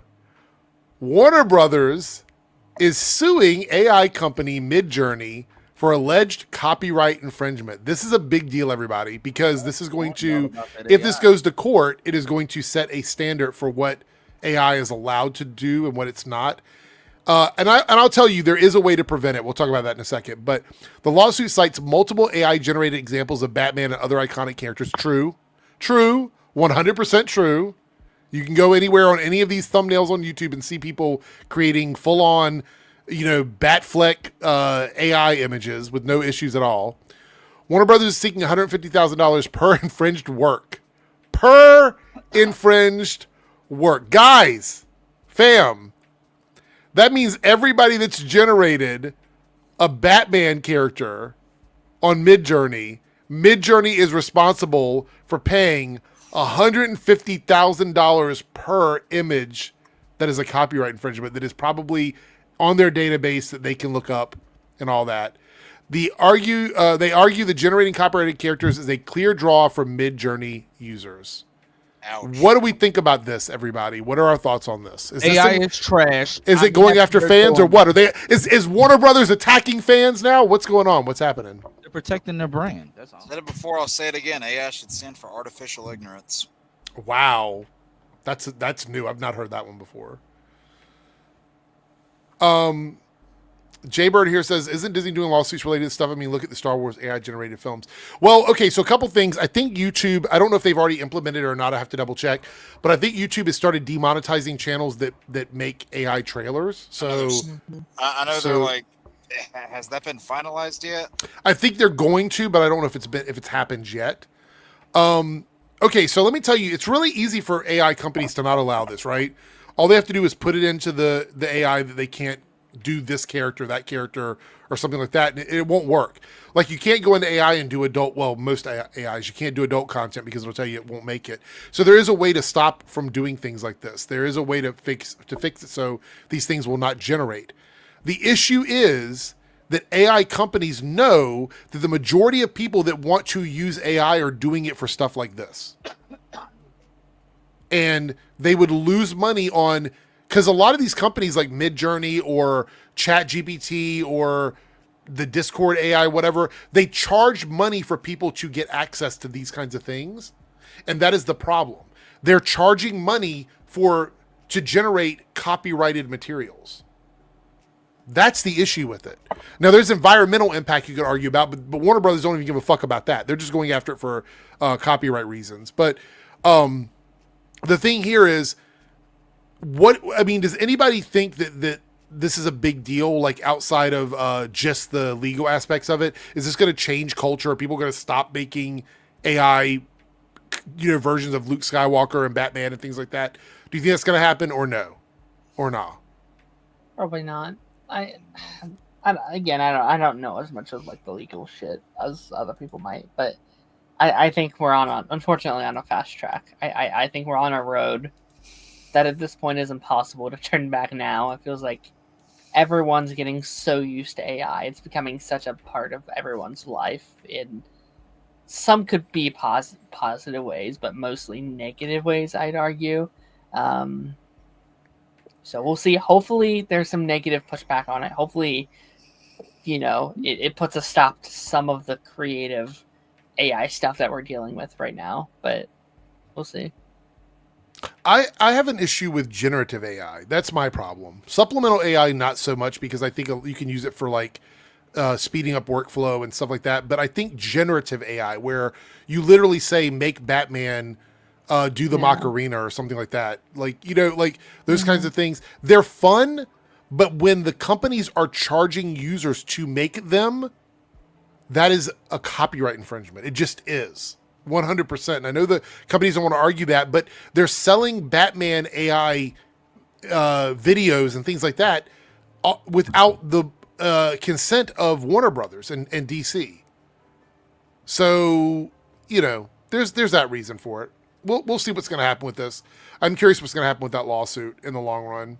We had some super chats here from Silhouette Animator with a $5 super chat. So this is about Peacemaker. Me thinks the big reveal in episode 6, 7, or 8 is that these 99 other worlds were collected in a limbo space by Brainiac, who is currently multiversal.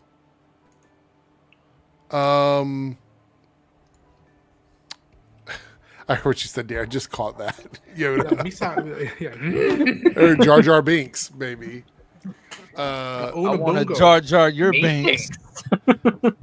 99. So this is not really spoilery because it's been revealed in like the earlier episodes, but there are 99 other worlds that connect to that pocket dimension device, closet, whatever the fuck you want to call it. And it says collected in limbo by Brainiac, who is currently multiversal. That's really interesting, actually. To be fair, you want to know, I can name several of those other worlds right now. One of the other worlds is the world where Grant Gustin is still the Flash. When they open that door, you will see the scene when Barry is fighting Tom Cavanaugh's Reverse Flash. Another world is going to be Tyler Hoechlin right before his death in Superman and Lois. Right when Doomsday is about to, just peel that heart out of his chest like a ripe apple on a summer sunny day. And the cool. Other one is going to be a door open. It's going to be Blue Beetle. That's one of the rumors right now. It's going to be Ted Kord. Also, I heard a really good rumor about Peacemaker. The fact that the world that he's on right now is the world where Peacemaker, like how Peacemaker and several other characters associated with him were not originally DC comic characters, and they didn't become a part of DC canon properly until like Crisis on Infinite Earths, and their world got made like a designated Earth or whatever. everybody's saying that possibly the Earth that he keeps jumping to is that world, and it won't be Jaime Blue Beetle that we meet, but we'll end up meeting Ted Cord, but it'll be cool. the Ted Cord that is missing from Blue Beetle's world. That would be cool. Oh my God, that's so No, I got comic. a funny- That is so comic booky. I don't even know how to begin to like if it's unpack like that Earth, one. like they call it Earth Charlton, and you guys know where I'm going with Yep. it. You know Yeah. your history. Yep. That would be sweet. The Charlton Jake, Comics I'm telling you, universe. man. Yep. You know, Blue Beetle, The Question, Hawk and Dove, like it, you know, Captain Atom, like it is. Yeah. That is deep cut. And again, you don't have to know anything about their history, but if you're a fan, that is the ultimate tip of the hat. I think if you're a fan. You know what a funny inclusion would be? They won't. Me and a Speedo. They won't. But just imagine one of those multiverse gates, if you want to call it, whatever you want to call those little openings, is Did Grayson saying "fuck Batman"? we get Leslie Grace's Batgirl and we get Keaton in another scene. Oh Bro. God. I love that. Oh yes, Darren. I would flip out. I'm like, you know what? There's, you know, they yes, exactly that look. I would be like, holy shit. Another $5 super chat here says Augie might maybe discover this advanced tech decades ago. He obviously didn't make it. That's another thing is we don't know who made this place. Like we don't have any idea on that. It looks like a office building full of doors, essentially, like a little warehouse with like lights and doors in it. So we don't know. We have no idea. Why do people keep thinking that the alien creature is a green Martian? It's not green, and Martians, they don't look like that. Like That's I not hate, John Jones's. You know, no. I hate that theory. Like telling someone, "Oh, that's a green Martian." It's not green. I have a fun video. We're gonna do a fun video after this with James Gunn. I think it'll be really interesting to do that. You got James Gunn on speed dial? Well, you know, maybe, maybe possible. Running Could on you the imagine? computer. Okay, wait, hold on. Could you imagine one night it's like people turn into the Nerdcast? It's like special interview with James Gunn about Superman Man of Tomorrow. Like, could you imagine? Like, I would how that literally, go? Eric, I need you to give me a minute. Just give me a minute to ask him about Animal Man. You know, Jake, you get to ask him about Wildcat, and Darren, you can ask him about Arrowverse, and Not just one, all of it. all of them. Like I would, like again, because you know, Eric, I'm so glad you brought that up. I want him. I truly do want him. If he's watching this, so come hang out with one of our shows because Any of them, I'll join right away, immediately. Just come I in. promise you this: you Ronan, won't that's get your the guy, don't try same them. questions. Variety, Hollywood Reporter, Entertainment Weekly will ask you. They're gonna ask you. So, how's the Batman script coming along? How's that? I'm gonna no, fuck that. We're gonna ask you about deeper stuff, and like this is where we'll see where he's at on his feet. Of like, do you really want to answer if Animal Man exists? Do you really want to answer what you're gonna do with the JSA? Yeah, how we're not, many- Yeah, we're not going to be like that one guy who interviewed Pedro and Vanessa that used AI to generate his questions. So, James, how many Big Belly Burgers do exist in the DCU? So this is funny. I was going to say, Ronan, that's your guy. Don't you have his number? He did a video here where they gave him like images of characters from comics, and he had to like figure out who they I haven't are. seen This is kind of funny, actually. Let's watch Yes. this quickly. Here we go. That's Condiment King. That's Captain Carrot, I believe. Oh, I love that. That's Oh, wow. Animal Vegetable Mineral Man. Yeah. Oh, shit. I'm going to get killed for this one. Oh, no, you're making it too hard. What the hell was that? Gates. I don't know what that is. Gates. That's Lump. Look like MODOK. This is Rex the Wonder Dog. Oh, I know who this is. This is Ultra. I don't know who that is. Juggernaut. Okay, but All right. I'm glad this I would've exists. failed It shows that. that he is a nerd, but he's still learning. Like Yeah. he always, when he can, he shouts out this great channel called Go Read Some Comics with Jenna. Amazing creator. Go watch her stuff. She breaks down a lot of the comic book stuff and a lot of Peacemaker stuff. And like the fact that he's still learning says a lot about someone in charge of This is my advice to anybody out there who is either currently doing content like this or talking about, you know, podcast stuff, whatever, or you want to get into it. Never be afraid to admit that you don't know something. Yes. That's number one. Like if we're talking about something and I'm not sure about it, I will either say I don't know for sure, or this is what I remember, or whatever. Like, once you label yourself as an expert, you have created a situation where you are now going to be held to a standard that is going to harm your reputation because you can't answer a million questions. It is okay to say that that's not something I've read, or I haven't got to that yet, or it's something that I don't remember, or whatever. Those are fine ways to respond. It doesn't make you any less of a fan, and it doesn't make you any less interested in the media that you're going after. Like, as long as you don't establish yourself as an expert, you can easily just be like, I don't know about that one. I have to read that, or it's a comic book I never picked up. You know, it's fine to do that. I mean, just in general, people appreciate honesty and sincerity a lot more than you pretending you know something that you don't, because then once you get caught in that lie, it just makes you look like a fool. I feel so passionate about that take right there, because like, I'm not an expert in anything, really. And like, I start almost any conversation I say where it's like, I'm not an expert in blank, but I feel this. And I think everybody has a perspective on something, and I want to hear that, but don't lie about it, because so many people lie about it. I did this on Monday where it's like, I don't know that many comic book storylines, so I'm not going to make 5 comic book storylines that I know, because I know I'll be bullshitting my way through. Because it's like, I know about Flashpoint, but have I read it? No. So I'll be lying. Did you watch them and write all those recommendations down? I absolutely did not. No. See, you were honest about that. But see, if there were 2 things that I believe you would fully be an expert in, it's Ben 10 and the Lion King. Probably. Yeah, but people know more than me. So it's like, I'm not going to be like, well, I'm the expert. And I think the fun part... you can be an expert about something and not be the sole individual that knows the most about it. Yes, there's an expertise to things. Like, there's things that I would consider myself to be somewhat of an expert on the art of DJing. I've been doing it for 30 years, so I can answer most questions about it.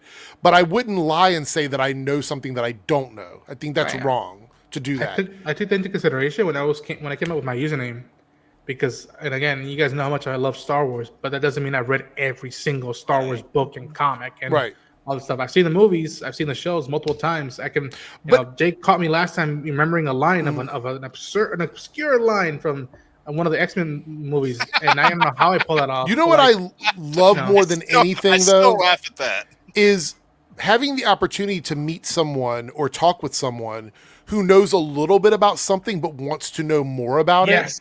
And you get to get them excited about whatever it is that you're talking about because they want to know more about it. And that's the one issue I have with a lot of these channels on YouTube that like shut down and gatekeep. When you gatekeep, you are denying somebody the opportunity to fall in love with something that you have had a relationship with for years.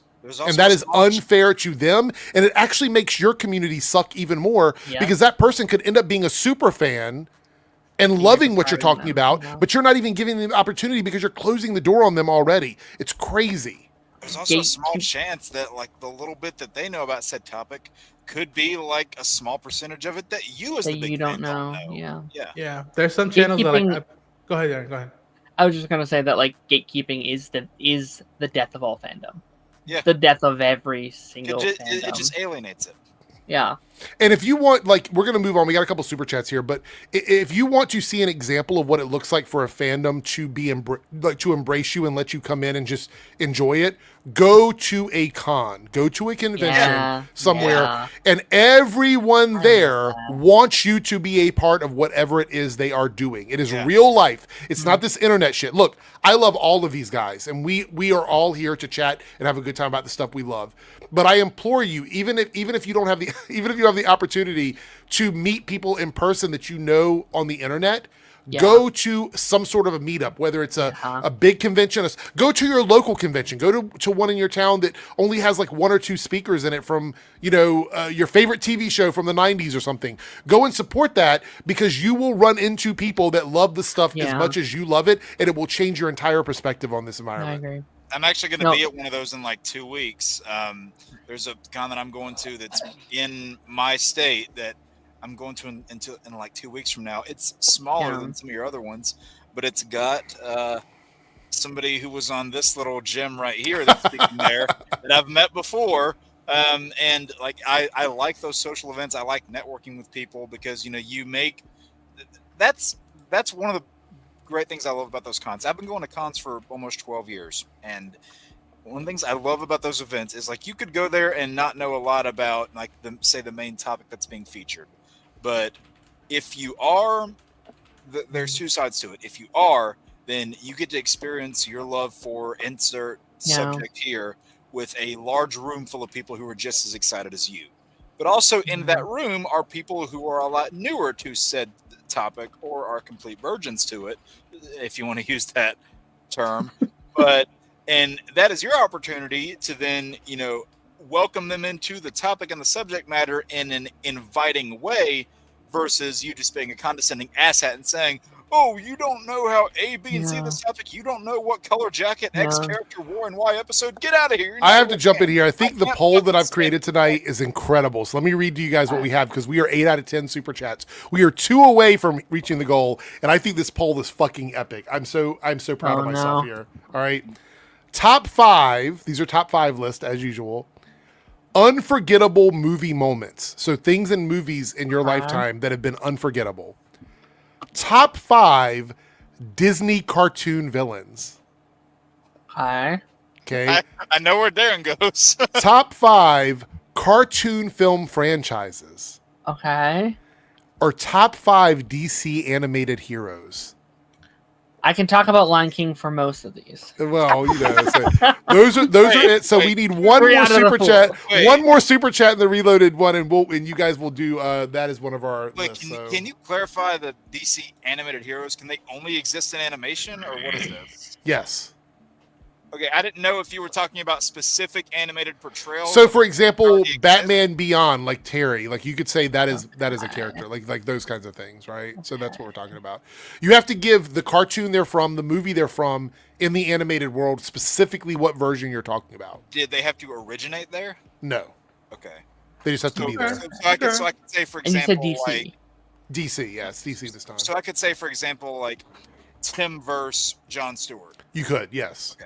just to Right. throw a random one out there. Oh. And Damn it, these and look, we'll even expand it. It says heroes, but we'll just say characters. So top 5 DC animated characters. So like anybody that. from the DC animated world. I like that. So I'll just pick Young Justice. Just all the characters. Yep, and then Ronan's not going to have any idea what the hell you're talking about. Go for it, Can't wait to Darren. spoil Make him. I'm about to hop out because I got to be up at 4.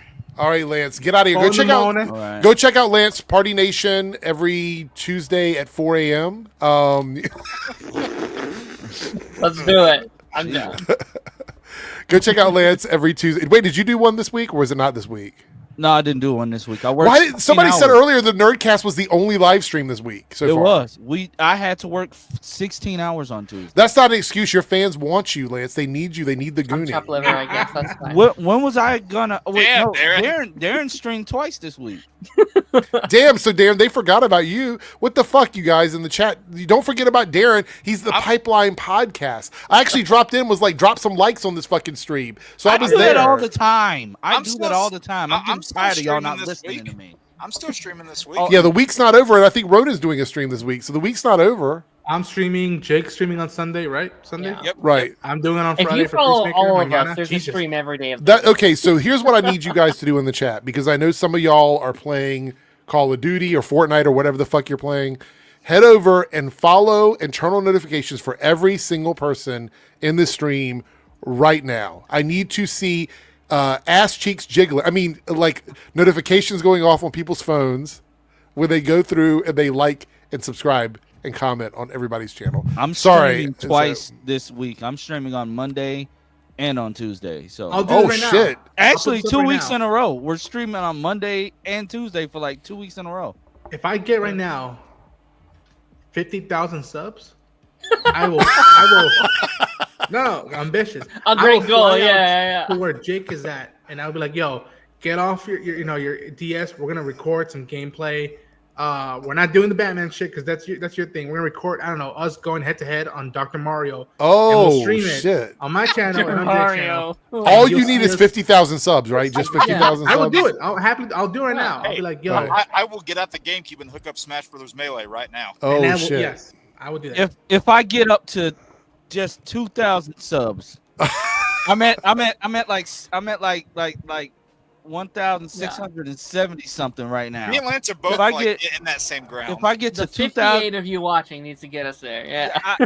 if I get like 2,000, I'll get up and shake it on stream. I'll shake it on stream. Yeah. Let- Actually, we have like 80 some people watching. It's 2 channels. So Okay. yeah. Let's so get me to 2,000. we could get it with 80 people. We could easily get Yeah, you oh, there. yeah, of so course, of you know. course. I'm looking at my phone and nobody's subscribing yet. I don't appreciate it. Let's get me to 2,000 by Christmas. Come on, you got this. Yeah, you got this.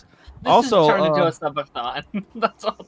Also, go watch my new Peacemaker video because Oh shit! I only have 4 views. I know it's late, but Jesus. And also watch my Lego Batman video that's coming out tomorrow. Oh my goodness. Damn, what is happening? All right, let's move on to the next topic. Yeah. I need you to kick me out. My Hey, computer Eric, is you frozen. started this. Yeah. See you, Lance. I miss him already. Bye, buddy. There he is. I kicked him out. He asked me to do it. I'm just saying. All right, so Cameron here. Oh wait, no, wait. Do we see this? Lance Lance leaves right after. Lance in the chat respond to this. I will answer it though. So since it's my channel, a $5 super chat. Lance/Eric, have you caught up on the Mr. Terrific Year 1 comics and Absolute Flash or Absolute Green Lantern yet? I'm actually reading both Flash and Green Lantern, but not Mr. Terrific. However, I'm going to be reading Mr. Terrific as soon as I get an opportunity to, because I have not been to the comic shop in like 3 weeks. I feel really fucking bad about it because my pull list is probably full. The dude has been calling me saying, you got comics in here, so come get them. He might have already put them back on the shelf. He's going to hate me. He's going to yell at me. Please don't yell at me. He watches the stream sometime. Please don't yell at me. I know I have comics there. I will be in soon. So I do appreciate it. Thank you, Cameron, though. I need to pick up the Terrifics. I want to read that. Yeah, definitely. Silhouette anime with the $5 super chat. The alien who looked like the Damonite special from Wildcats Wildstorm universe. Oh, from the Peacemaker. Yeah. No, I agree with you. Hey, I think it does.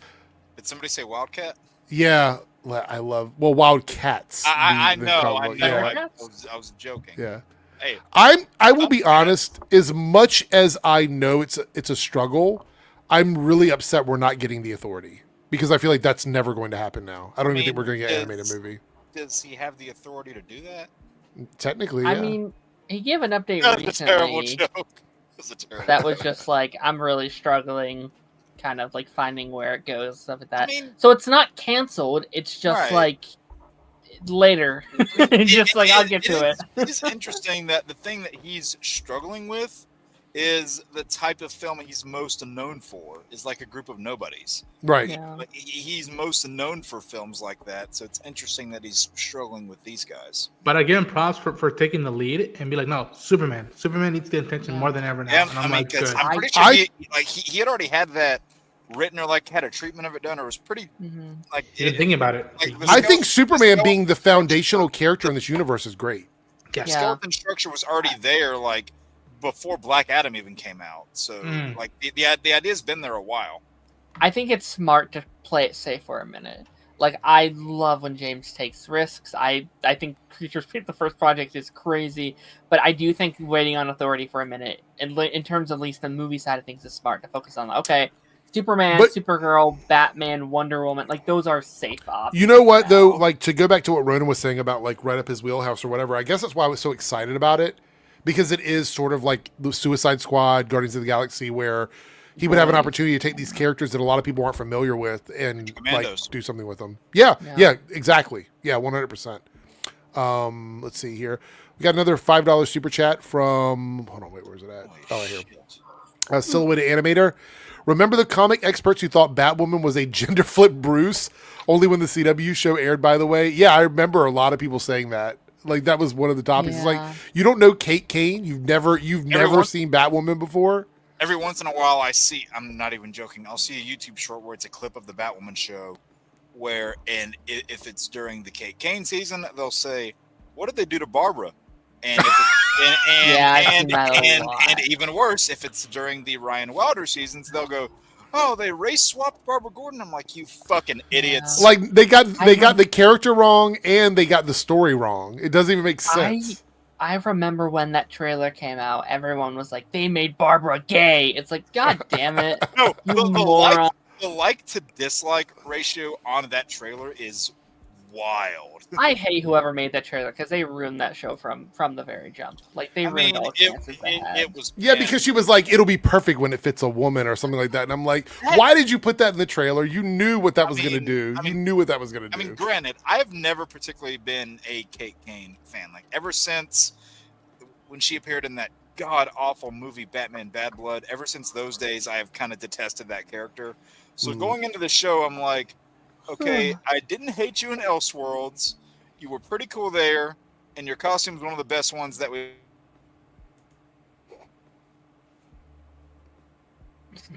You good? What just happened? I don't know. You sound like you're like roboted. Skynet, bro. Are you Skynet. muted, buddy? Yeah, Eric muted me. No, I didn't. I'm sitting here. I haven't touched anything. That happened to me earlier too. It said happened to that me you earlier muted too. me. It Yeah. said host has muted your mic. That's why I raised my hand. I was like, what the Yeah, hell it wasn't was me. that? It must be an issue with StreamYard. So yeah, you sound like you roboted and then you just stopped talking. Am I clear now? Yeah, I Yeah. can hear you now. Yeah. Fuck was I? I don't remember. God That damn it. woman, Bad Blood. Yeah, like she was cool enough in Elseworlds. I fucking hated her in Bad Blood because, and for anybody who's seen this movie, this comparison will make sense. She was basically Hot Rod in the '86 Transformers movie. She was essentially that character, and I just hated the way that they did her. Yeah, So I going into do the wanna- show, I'm like, eh. point out here. No, I don't think so. I don't think Ryan Wilder is in high demand because of the fact the show ended up getting canceled. It does suck because I think by season 3 she was a much more interesting character, but I think there's a stigma around her, unfortunately. So unless the comics end up doing anything with her, I know she was in the comics and stuff, but I don't think if they're not doing a lot with her, I don't know if we're going to see her come back. But you know, if Lance was here, he'd be shouting out Javicia all day because that's his girl. So I think too if there's surprised. any Arrowverse original that would show up, it would be Dreamer. I think she Yeah. has the most likelihood of doing so. And Dreamer also is Like just original extremely cool. characters for that. Yeah. Yeah, probably. Cameron here with a $5 super chat says, "What if one of the 99 universes of Peacemaker is the Injustice universe?" Ooh. Okay, I don't want to talk too much about my thoughts on that because of tonight's episode. I don't really want to spoil it in that regard. But there's some stuff in tonight's episode that has me a little bit concerned based on like history of some of the name drop things that were in it. But we'll talk more about that on Monday because I have a lot to say about it. But it gave me there's some Supergirl stuff in there, I think, that, you know, that Supergirl, the TV show, that I was kind of shocked that was even mentioned in Peacemaker. Anyway, we'll dive more into that. But yeah, an Injustice version of the universe would be quite interesting, I think. I mean, I must have missed a reference. kind of like what you were talking about. I'll put it in private chat. I mean, kind of like what you were talking about last week with, you know, like how you're just not really a fan of like Wonderland analogies and stuff like that. I'm kind of at the point where it's like, can we just be done with fucking Injustice, please? Maybe. I mean, well, apparently not, because, you know, Injustice New- 3. like, you know, Newburn supposedly confirmed the Oh. third game. Okay. I gotcha. Silly Anime with the $5 super chat. Unforgettable movie moment, a very bad one for me, was get those rags off from Joker 2. Oh, I want to forget that movie. I want to for that. What this world Ugh. needs now. This Man. wait, hold on. Before we That's- move on from the super chat, do you think this movie's ever going to get like revisionist history where people are like, "No, it was brilliant. It was a masterpiece." I Do you think mean, that's ever going to happen? Some people. there is some part of me that can appreciate that Todd Phillips essentially made what is probably the biggest FU movie in history. Like, that is Listen, probably it's not- what that was. He, you know, they kept throwing bags and bags of money at him. They said, "Hey, you can do whatever you want." He's like, "All right, I'm going to, you know, kick you guys in the teeth for essentially twisting my arm to do this movie. I'm going to pour salt in the No. wounds of the fans who didn't like the first movie. I'm going to spit in the faces of the fans that did like the first movie." It's like it was. It was made bad- literally him like with like going after an ex. Like he was like, "I'm going to fuck up Yeah. everything in their life." Like It was made like- bad on purpose. Yeah. I mean, that's my thing. I don't really think it's a bad made movie. Here we right? go. It's Come just- on, Darren, give it to us. It's just pointless, right? Yeah. It doesn't do anything, right? Like, I think production wise, it's honestly pretty good looking. You know, like, I Trailer. think in terms of like a lot of the way it's done, it's pretty. It's just it just doesn't do. I don't know. It just kind of like does stuff for like 2 hours. It's like, all right, man. It reminds me Like- of my experience with The Matrix Reborn or Resurrected, whatever. It's Oh, called, where, right. Oh, Yeah. very meta and like the whole thing of technology and whatnot. And like again, I didn't grow up with The Matrix being part of my childhood or my filmography or film going experience, but I liked the first Matrix movie. And like they kept throwing all this meta, and I leaned in. I was like, all right, let's see what they go with this. I mean, I haven't seen the movie since the movie theater. I didn't like it, and I was a huge Matrix fan. I didn't like it at all. People are Like, bummed out for that one. I mean, Yeah. one of the things that really hurt the Joker also, just like while we're kind of on the topic, they mixed two genres that have never been mixed before, which is courtroom drama and musical. right. And like, yeah, musicals have historically made a lot of money, but the highest earning courtroom drama was A Few Good Men, which averaged out in the 600 millions, which is nowhere near the billion that the first Joker made. So you already had alienated fans there, plus you're a group of people that didn't resonate with the first movie, so you were already going to get a lower turnout. I think the issue was it was ashamed of being a musical, and that's the problem. Is the studio wanted to promote it as something that wasn't a musical, and it actually was. So that's the part that I think hit them the hardest. I defended the hell out of it being a musical. Commit to it. Look at Wicked. Commit to it. Just commit to I the musical. don't think that concept is bad, but like, do it right. Do something with it. Yeah. Play Well, into I mean, it. Like, I know a lot of people shit on this whenever it came out, but that musical crossover between the Flash and Supergirl, that's still pretty enjoyable. well, I loved the pitch of like an Arkham Asylum musical. Like, I actually think that has a really cool potential. Like, these people who have gone insane, Sounds fucked really up, but I would committing watch it. into it and being like, they've gone so insane that they're singing. Like, that's a really cool idea.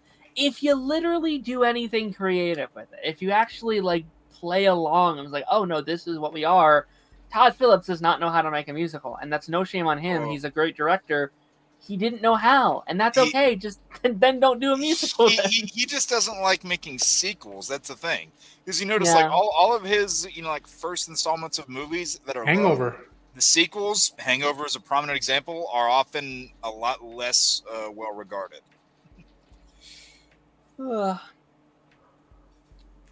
Ooh, What are you talking about? I like when they go to Bangkok. I actually think 2 was okay. I agree with that. I had fun with it. Here and there. South Texas Shark, member for 33 months. This is good. We can do a round and just let everybody kind of drop a few things. What did you watch this week? For me, we're watching Foundation, Peacemaker, Wednesdays, the end of season 2. We got one more episode left on that. We're enjoying, what else did we watch this week? Oh, we started watching The Paper, which is like a office type show or whatever. So we're watching that. So far, so good. We're 2 episodes in. I think it's pretty good. But that's what we're watching this week. Everybody want to go around and just kind of talk about what they're watching? I'm watching, and this might sound very random, but I'm watching the like 2017 reboot of She-Ra for the first time. that's an experience. I heard very good things.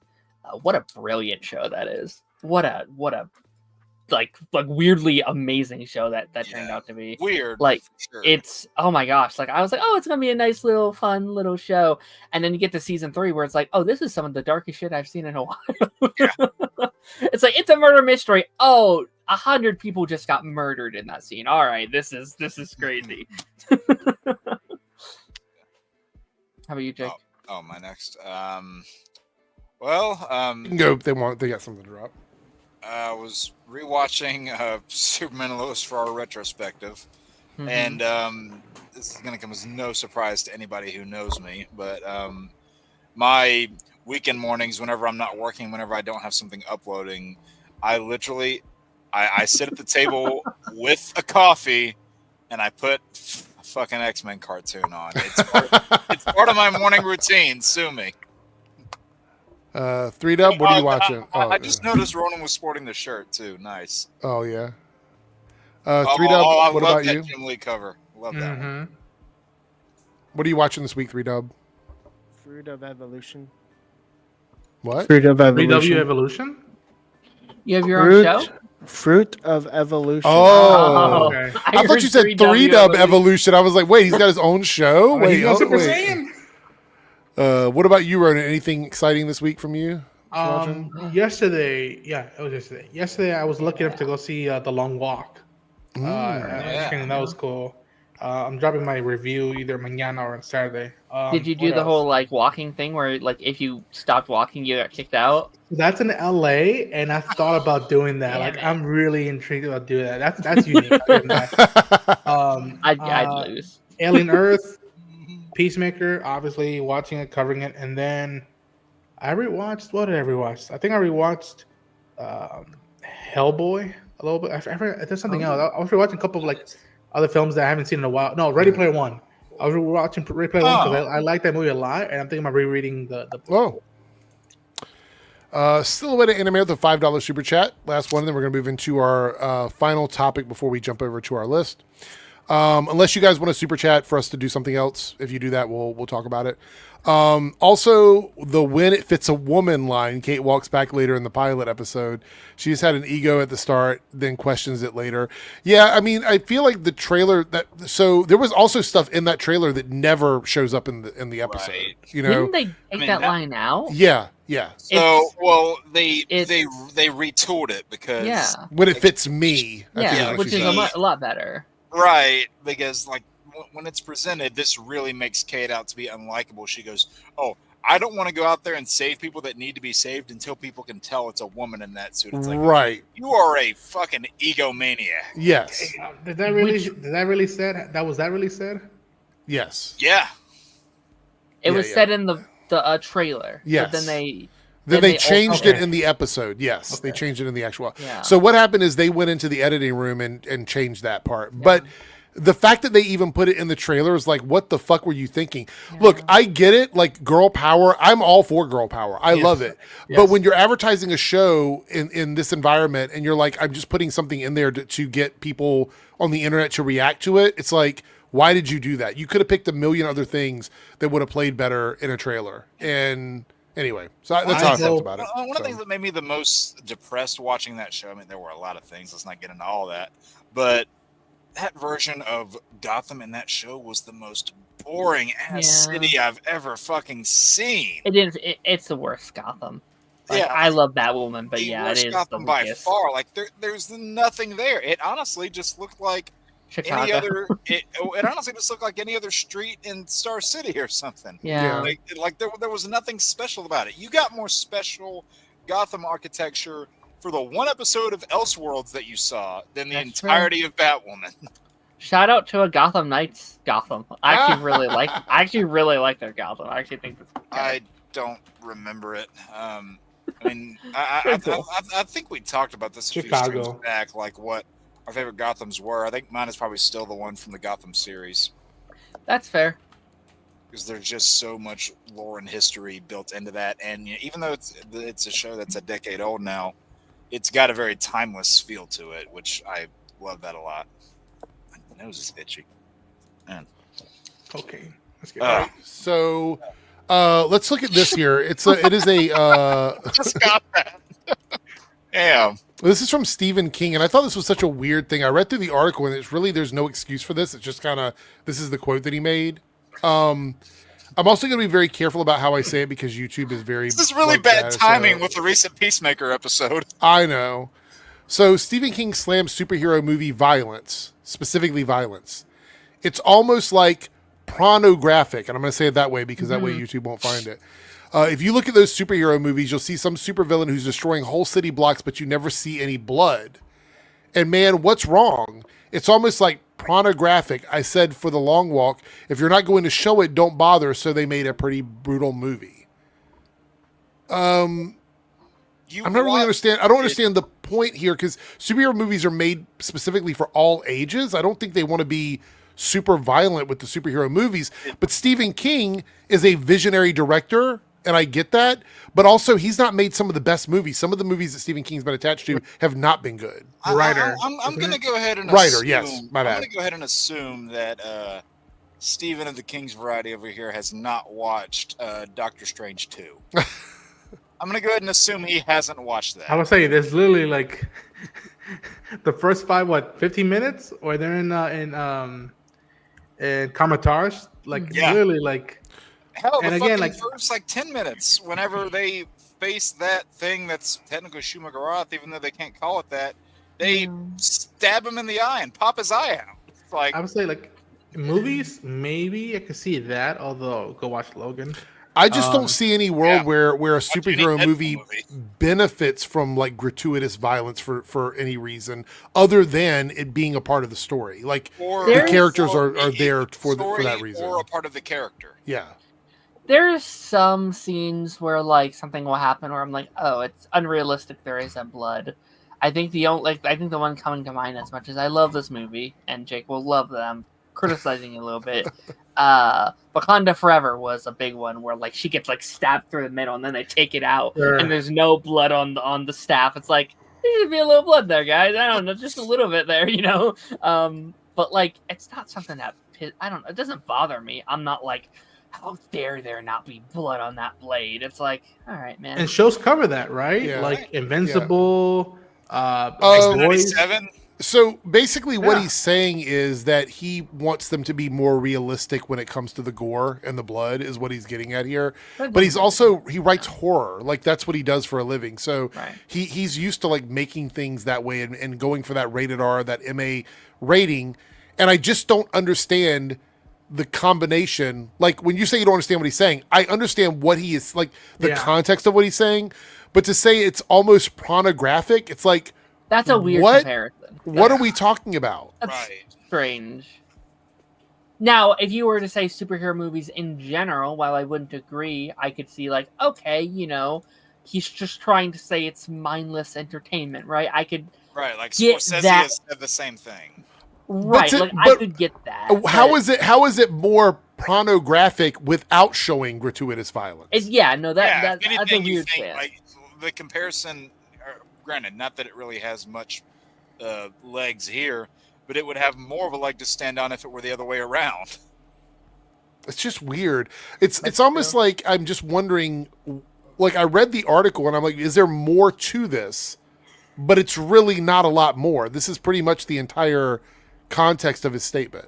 I was about to say, like, I think of right now of Thunderbolts when people start disappearing. Oh, You see the marks of them on the street, Right, and right, I'm right. like, how that was just enough for me Right. to feel for them, Right. and I didn't need to see guts and you know like a Same mountain. thing with Infinity War when that happened. Yeah, like there's something unique of just, and you know if he wants to criticize, you know, the way they use them now with digital versus practical, I'll get there behind him. But no, Yeah. you know, true, use true, There. true. Yeah. use a squid. Like that's more, you know, that feels Right. more than something digitally thrown in where I can tell it's digitally thrown in. But yeah, that's Steven. I love your books. You know, The Long Walk, good, but I don't know about this Go one. sit in your dark tower and think about what you've done. All right. Before we spin the wheel, let's answer some of these super chats here. Got a couple more. Wow, Silhouette Animator with a $20 super chat. Thank you so much for supporting Silhouette Animator. MCU related, but since OG Jarvis from Agent Carter, which by the way, shout out to Agent Carter, great show, is appearing in Vision I saw half Quest of it. and watch the whole thing, Jake. All of it. Watch it all. Is appearing in Vision Quest, but Sharon Carter is rumored. I hope they acknowledge Sharon's granddad as Michael Carter, aka the Mysterious Man, in Agent Carter's final scene. You know, would that be a good way to? Okay, so let me ask Darren because I know Darren. I don't know, Ronan. Did you watch Agent Carter at all? I've only seen the one shot in the first in the pilot. That's Okay, Jake obviously hasn't watched the whole thing, and I don't think 3Dubs watched it. I So was just making a joke about Peggy. I know. why. I love Peggy. Okay, would this be a satisfying way to wrap up Agent Carter if they do that in Vision Quest or no? If they if they put in the work to wrap it up, what do you think, Darren? I mean, that'd be nice. That'd be awesome. I don't think I'll ever fully be satisfied with Agent Carter just because, like, the potential and the like reaches that they could have done with their story. I think, like, I don't think we even really started. You know what I mean? Like, there's Right. it could have been like a 10-season long show if they really wanted to. But no, I'm happy with any sort of Agent Carter stuff. I like one of my favorite What If episodes in this last season was basically an episode of Agent Carter, which was with Howard and stuff like that. So, yeah, I'm curious to see what Vision Quest does. I know there's like rumors of like Agents of S.H.I.E.L.D. stuff maybe floating around somewhere within that show. So, be nice, it'd be cool. I'd love I it. think it would be a good tie-in, honestly. Be cool. I would prefer to get like a proper ending, but I'll take what I can get at this point because we know that it is almost over with. When Doomsday hits, that's going to be pretty much any storyline that isn't finished will most likely be gone forever. So Well, Yeah, you're running out of time. Agent No. Carter's, was that just solely set in the 40s? yeah, Yeah. Man, I would have done what was Peggy doing in the 50s, in the 60s, in the 70s? Like that would have been. I actually think they were we're going to building- go there with the show. I think they were leading in that direction, and they just That never would've had a been chance sweet. to. I think we were slowly building to the foundation of Shield. Yeah, Which is what I was like. That would have been so awesome to see. I like, think it the- came down to money. I think they said it was just too expensive to make the show for whatever reason. Damn shame.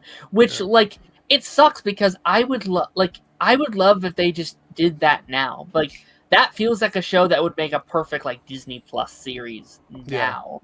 as I these think the little- issue was the time period and having to like film it and make everything look like it was from the 40s. I think that was the issue they were running into. So And then we can do like Secret Invasion for like $300 million. It's like, God, I've put that into the show like that. Yeah, Right. A lot of that money went to Samuel L. Jackson. God. Yeah. Continuation from Silhouette Animator with the $5 super chat. Thank you again. Sharon's villainy needs to be tied to her granddad. Maybe he left her Peggy's files, and that makes her betray her country and become the power broker. Yeah, we never really got a full story on that, right? I mean, I feel like that's one of those things that we never Poor Sharon. got an answer for. I'm still mixed on that. Like oh man, that fucking. This is Anyway. the woman that kills Captain America in the comics, by the way. Right. I don't think we're ever seeing Sharon again. Probably not. She's a good actress. Like I like I like her, yeah. more in the MCU, and it's just like I was fine with her in the movies. Captain America 4, like Yeah. she should have been there. MCU. The There's MCU lost a on lot of things her, that should have been in that movie. on Kobe Smolder's Hill. Like there was so much you could have done with those characters, man. Gabriel Luna is Ghost Rider. Yeah. Yeah. Take out that boring like Black Widow character from Platform. Literally put any other Okay. character in there. Okay, now that you bring that up, I just gotta. Okay, so that specifically was something that really threw me off in the movie because that is the president's head of security, right? And not to get morbid here, but it is typically the president's head of security. It is typically their job to stand in front of the president and, in the worst case scenario, take a shot so Right. that the president does not get hit. That doesn't work if the president is a foot taller than you. I'm just saying. That Good really- point. You that make really a valid threw me point. I just assume she can jump really high. You That's the only thing I can. can assume on. So, Ugh. Silhouette Animator with the $5 super chat. Something in those files we never knew about Peggy. Yeah, there's a lot of loose ends with the Carter history in the MCU that I think Agent Carter probably would have covered. They just never got around to They doing didn't it. have time. Yeah. Maybe What If could have been an opportunity for them to do that, but they got so wrapped up in the idea of creating storylines, they didn't bother to do it. Yeah. We could have got a What If Agent Carter episode that maybe tied up a little bit of what Right. what could have happened in the series, but What if the Maybe- series was good? Maybe Doomsday. Like we know, it's a rumor that Peggy's gonna have a small role or some kind of role in Yeah. that. Maybe there's like a Yeah. one-off line or something. yeah. I almost came up with a joke about files, but I'm like, nah, I'm not gonna go there. I know where you're going with that Nah, I'm too. not gonna, Damn I'm it. not gonna go there. Here it says, Cameron with the $5 super chat. I actually like the Batmobile and Batcave from Batwoman. I like the Batcave. Uh, I think that's like an actual like from cave. what I remember, yeah, it was fine. It's cool. I never Oh. been. I don't remember a lot of the car, but The car was kind of a regular like muscle car, I think. I liked it. I think I am just forever tainted by the Burton mobile. Well, I will say this. I think the Batmobile from Batwoman is very similar to the Batmobile from the Batman. It's like Really? it's a muscle car. Yeah, I think it's just a muscle And car. see, I love the Batman. See, I'm not a fan of that look, but Let me pull it up. I'll find it real quick. Oh, give me see the now, sparky. I liked. I will say this. I did like how Affleck's car was kind of a combination of the Burton mobile and the Tumbler. Like it Yeah. had the horsepower of the Tumbler. It looked like but a tank. but the slim build Yeah. of Keaton's car. Trying to find a good shot of it. I believe it was a Corvette, though, if I remember correctly. Oh yeah. Oh god. I remember it now. Let me open a new As tab. you said Corvette. Yeah, it's not like an old. It's not like a old car or whatever. But anyway, They're here's not like the, Corvettes. Yeah, here's the image. I'll share it here. Share this tab instead. There it is. I just thought of something after you bring this up. There it goes. They had like a red light in it, so I all wish black. it was more or less out of the dealership, but okay. Yes, there's that. There's There's like more stuff on the top, I think, to make it look like an actual. A I just thought of bad that sign. scene. I just thought of that scene in Gotham where Bruce and Selena are in the car that he's gotten, and she goes, "What? This thing doesn't have a quiet mode?" And then he turns on the quiet mode, and she's like, "You prick!" I just love that part. All right, let's close that tab out. Let's see here. We got another super chat here from Silhouette Animator, $10 super chat. Appreciate it, you guys supporting the show. I really do appreciate it. I remember because this is going to go towards that new computer. I actually have one it's sitting in my Amazon box. I just have to place an order for it. I remember when they cast Montoya's Gotham actress in Batwoman. I was like, oh crap! I like to think elements of Gotham maybe as an alt timeline are loosely part of the Arrowverse history of the Gotham TV show. Man, there's a lot I liked about that show, but man, they messed up Montoya. Yeah. Wasn't she with Barbara at the beginning of season? So they had a history together. Okay, yeah, I remember that. And then like it kind of gets brought back middle of the season, and then Montoya just kind of vanishes out of nowhere. Come on. Yeah, halfway through the first season, she's gone. I fucking love Montoya, man. Me too. Before and after, when she becomes a question, when she's just a cop. Yeah. Cape Crusader does a great Montoya. Yeah. I like Montoya a lot. Gotham. We talked about Gotham a bit last week, I think. They even do this name that some of the diehards will know. Crispus Allen is also one of the cops that's in there. And for anybody who doesn't know that name, he eventually becomes the Spectre. Oh. Of course, that doesn't happen. Of course, that doesn't happen in the show, but yeah. We were all like, me and my friends were watching, we were like, wait a minute, why does he look familiar? And then one of us, pulled the laptop and we were like, And what's funny is I went back and I rewatched some of the parts of Gotham that have Crispus Allen in them, and it just struck me how similar his actor looks and the actor for Goldface look. I thought it was the same person. Yeah. We have a comment here from Wide World of Wrestling Podcast. That is a tongue-twisting podcast title. I've really enjoyed a lot of what the DCU has been doing. I agree. I think most of it has been positive. And every day I get on social media and it's like a cesspool. How do you guys balance stuff like that and not let it take away from your enjoyment? What is that? What did you say? Mute button. Yeah. Turn off my Wi-Fi once in a while. Yeah, it's different for everybody. What were you going to say, Jake? I was going to say, just like what you like. Don't care what other people think. I mean, like we all like different stuff around this panel, but we're not on each other's throats about it. Right. Yeah. I do the same thing when it comes to Star Wars. And I have to be very careful with Star Wars because I have Those my fans are bad. friends. I have my friends who are very much more like open to stuff. Like they know I'm not into the High Republic, and I'm like, all right, when y'all talk about the High Republic, I'll just kick back and watch. And then when it's about stuff that I know, I'm like, all right, let Daddy talk. Yeah, it's interesting because like back in the Arrowverse days, like if someone would be in my mentions arguing with me, I'd be like, oh, block, block. But now I think, and the other guys might know, kind of what I'm talking about here. Like we have friends in our circle that like kind of have a different view on certain stuff than us. And I can't just be like, oh, block. It's like, no, those are our friends, So it is about just being like, just letting it flow off your shoulder. Just being like, all right, they can have that opinion. That's okay. They can be like that. When you have those different opinions than people, doesn't mean you have to automatically have a negative disposition towards them. Yeah. You can have those conversations. You can figure out why X product resonates with Y person. Yeah. And if anything, just learning those things, that helps you grow more and helps you communicate better. Yeah. I also want to point out that there is also a contingency of people in the DCU now that are becoming kind of toxic. I don't know if you guys have noticed that or not, but it's like people pushing for the Batman and Superman being together in the same universe, and it's become really annoying to have to deal with that. But then on the other foot too, when Gunn has said over and over that that's not happening.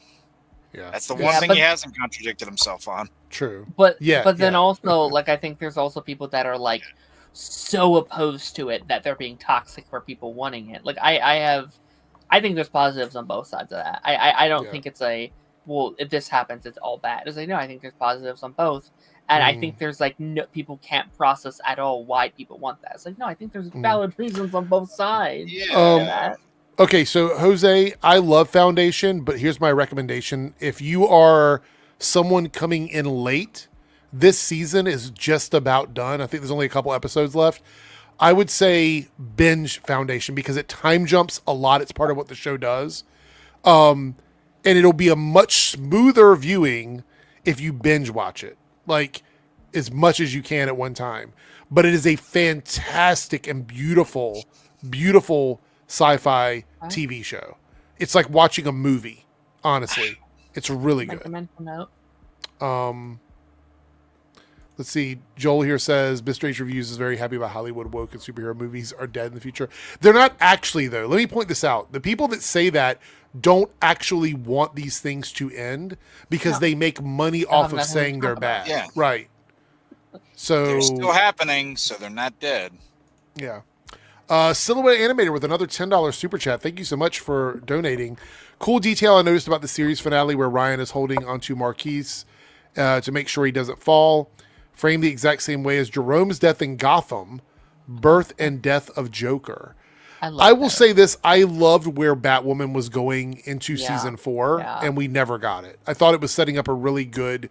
Finally, we were going to get a very solid season of Batwoman, I think, and the show got canceled. But it's not even about the show being bad because we saw that everything on the CW got canceled. So it wasn't even like that show was on the chopping block for being bad. It's because they just didn't want to support the Arrowverse shows moving forward. Canceled is a little bit of a odd term, though, because a number of that stuff still got to end on its own terms. Not the majority of it. The majority of it did not. What I'm saying is they got a final season to wrap up their stories. Some of them did, some of them didn't. But, you know, like Arrow, Supergirl, Flash, they knew going into their last seasons that it was the last season. Superman and Lois, same thing. Well, not necessarily. Supergirl had an issue with theirs because they had to combine 2 seasons together. They didn't know it was going to be their last season. Well, Supergirl was also before, though, too. Well, a number of them had to combine because of, like, a few of them ended in the COVID era. Right. What I'm saying is that constitutes a unknown change to the season. They thought they were going to get multiple seasons and they did not get them, which means it was a studio interference to the show. They didn't end because they wanted to. They ended because they were forced to. I think a lot of those shows were like, oh, we're probably getting canceled. Let's just end it here. Exactly. Because Supergirl would have been canceled if they did not end in season 6. Right. And like what I'm getting at with like Legends and Batwoman, those had every intention of continuing and then they were cut. Then you had Superman and Lois that they said, you know, hey, you guys, we got you back for one more, and they were given that 4th season to wrap things up. I don't want to come across like know-it-all on this, but those shows that got their final seasons didn't get them gracefully. They had to fight for those final seasons. Oh yeah, no, they did. Superman and Lois was made on like duct tape and tears. Like that final season was done that way. So what I'm saying is that the Arrowverse shows that did not continue, especially like Legends of Tomorrow, who never lost viewers. Same thing with like Supernatural. They had the same amount of viewers every season for like 4 seasons. They were canceled because I think the writing was on the wall that Warner Brothers was not going to continue with these shows. Because we only got one more year of every other show before they ended. Yeah, so I think it was an issue. No, not at all.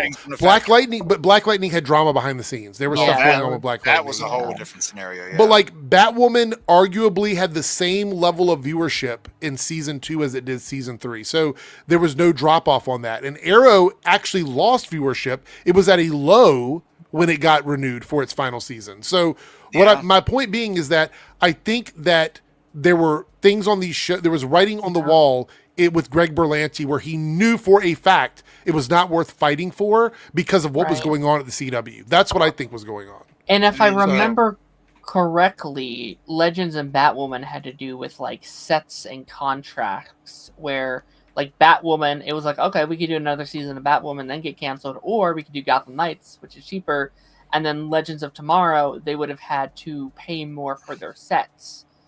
going into another season. So they're like, well, we're not paying that shit. We're just gonna God, cancel there's it so now. so much lore behind what happened with those shows. It's like you're getting ones like, Flash and Arrow specifically, where like even before your last season, like a good season or two prior, you were already getting to the point where your leads were talking about, like, hey, like we're getting to our end point. Like they were having discussions about the end of Arrow as early as season 6, Flash as early as like season 6 or 7. They were already trying to map out the end and where that was going to go.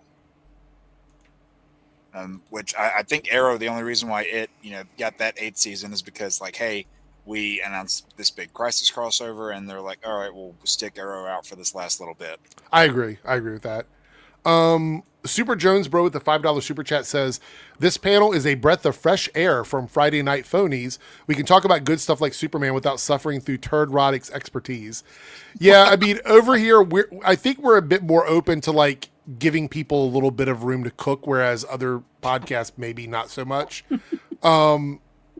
Like I personally, what is going on, Jake? What is happening? My knee just popped. Oh, like for example, we were talking earlier, and I think all of us had different opinions about like the whole Peacemaker Superman thing, but we all agreed that they were willing to give it a shot to see where it's going to go without going ahead and saying it's going to be awful. And I think it's really important to, in the fandom, to keep like an open mind. You know what I mean? For that. Hell, I mean, I made no secret of this. I was very nervous going into Superman. I gave it a shot. I didn't come out loving it like a lot of other people did, but I still went in and gave it a shot, gave my criticisms, but I'm not saying, oh man, fuck the DCU, burn it to the ground. Have a good night, Ira. Glad to have you with us. Yeah. So Black Lightning, there was drama. We will never know the full story, so I'm going to give you the condensed version of what happened. Man. So some of the actors, and I don't want to get into the specifics, so I'm going to keep it very, very vague because I think this is the easiest way to do it. Some of the actors were not getting along with each other. Yeah. And it was very obvious toward the end of the final season as people were getting written out, and then they came back again towards the end, and then people were filming in different rooms in the finale when the finale in the finale when all the characters were back together, they were standing in different rooms with each other filming their scenes. There were shots where you could tell that it was the stunt actors back to the screen while the other people were talking to them. It was just like clearly something happened, but everybody involved with that cast has been like very professional about the way they've exited the show and not talked about it, but it does not make for good drama for us that want to know what happened because clearly, obviously something happened behind the scenes that were not, yes, King, this is one of the things is that China had some issues with stuff that was going on the show. And things like that because of what happened during COVID and blah, blah, blah. I'm glad that Crest got to come back at least one more time and have a better final appearance than that last season. And you can tell, it seemed like he was genuinely having a good time. He was also upset with them killing off one of his best friends on the show. I was about to say that. He was pissed in season 3, which probably did not help anything. Black Lightning was like one of those shows where like, oh, it's ending on its own terms. Bullshit. It was not. No. I think it was softly canceled. No, and that's not one of those ones where I say, own terms because they had a mangled last season. and I have to separate those two things whenever I talk about this because there's like 3 tiers. There's being outright canceled with the intention of continuing like Legends and Batwoman were. Right. There's softly canceled where it's like either, going into your last season or maybe halfway through it, you find out like, oh, hey, this is your last one that you're getting to wrap up. But, like you have A, B, and C all the way to Z going against you, like Superman and Lois, like Stargirl, like Black Lightning, some of those. And then ones like Arrow and the Flash where they led into their last seasons, more so Arrow on Flash than in this case, where they led into that last season knowing it was their last season. Right. And the reason I say that more so on that with Flash is because in the event, because they didn't know they were going to get a season 9, which is why some of the stuff in season 8, like Jiggle, was wrapped up the way it was in season 8. So Silhouette Animator with a $5 super chat, ending off the super chat parade that he was showing in there. So thank you so much, Silhouette Animator. Posted the frames as evidence in the hashtag comic book chat. Good. You know what? This is a good thing. If you would like to join the Discord, it is pinned at the top of the chat. We have a Discord with lots of channels where you can go over and chat, not have to deal with chattiness at all. People just having a good time talking about superheroes and video games and stuff like that. You can do that in the Discord. So head up to the top of the chat for actually the Reloaded or the Debunked channel. If you expand the pinned comment, you can see the Discord link there. Come over and join us. We have a lot of fun. This is the panel he shared showing the parallels between the two. And yeah, I can see it. I can see the cinematography looking very similar. So what is it with Joker actors and falling from high heights? Because these two did it. This guy did it. I'm sensing a pattern here. Marcus was such a fun character. yeah, That was such a fun way to be able to well, we can't use Joker, so we're going to we're going to create our own Joker. our own thing. Yeah. Yeah, I thought that was so cool. Yeah. All right. With that being said, who is sticking around to do 80s movies? Everybody sticking around? Yeah, I got mine. I'll try. All right. Darren, So- you've seen 580s movies. Don't back out of this one. Oh, I have. There's a lot I could use. Yeah. If you guys want us to talk about other stuff, feel free to super chat. Also, don't forget to vote in the polls. They're both available. We hit our goal in the Debunks and the Reloaded channel. So vote on the polls in both channels respectively. If you want to open another tab and vote on both polls, you're more than welcome to. All right, let's see. This is the order we're going to go in, and this is our top 5. I think it's favorite 80s movies. No criteria other than that. So here we go. Let's see. We're going to spin the wheel. And who is going first tonight? Whoa. I don't have to move. I guess I'm in first. All right, so I'll be going first. All right. Let's see who's going second tonight.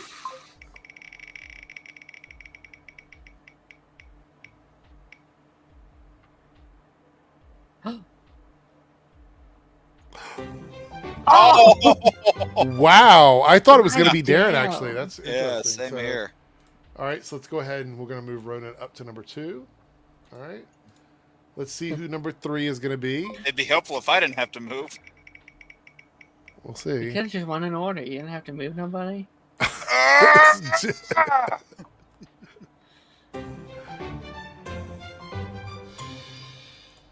I don't want to like. It's always 3 Dub and Jake. Jake in the bottom 2. Except- Always. Except the last 3-4 weeks where it hasn't been.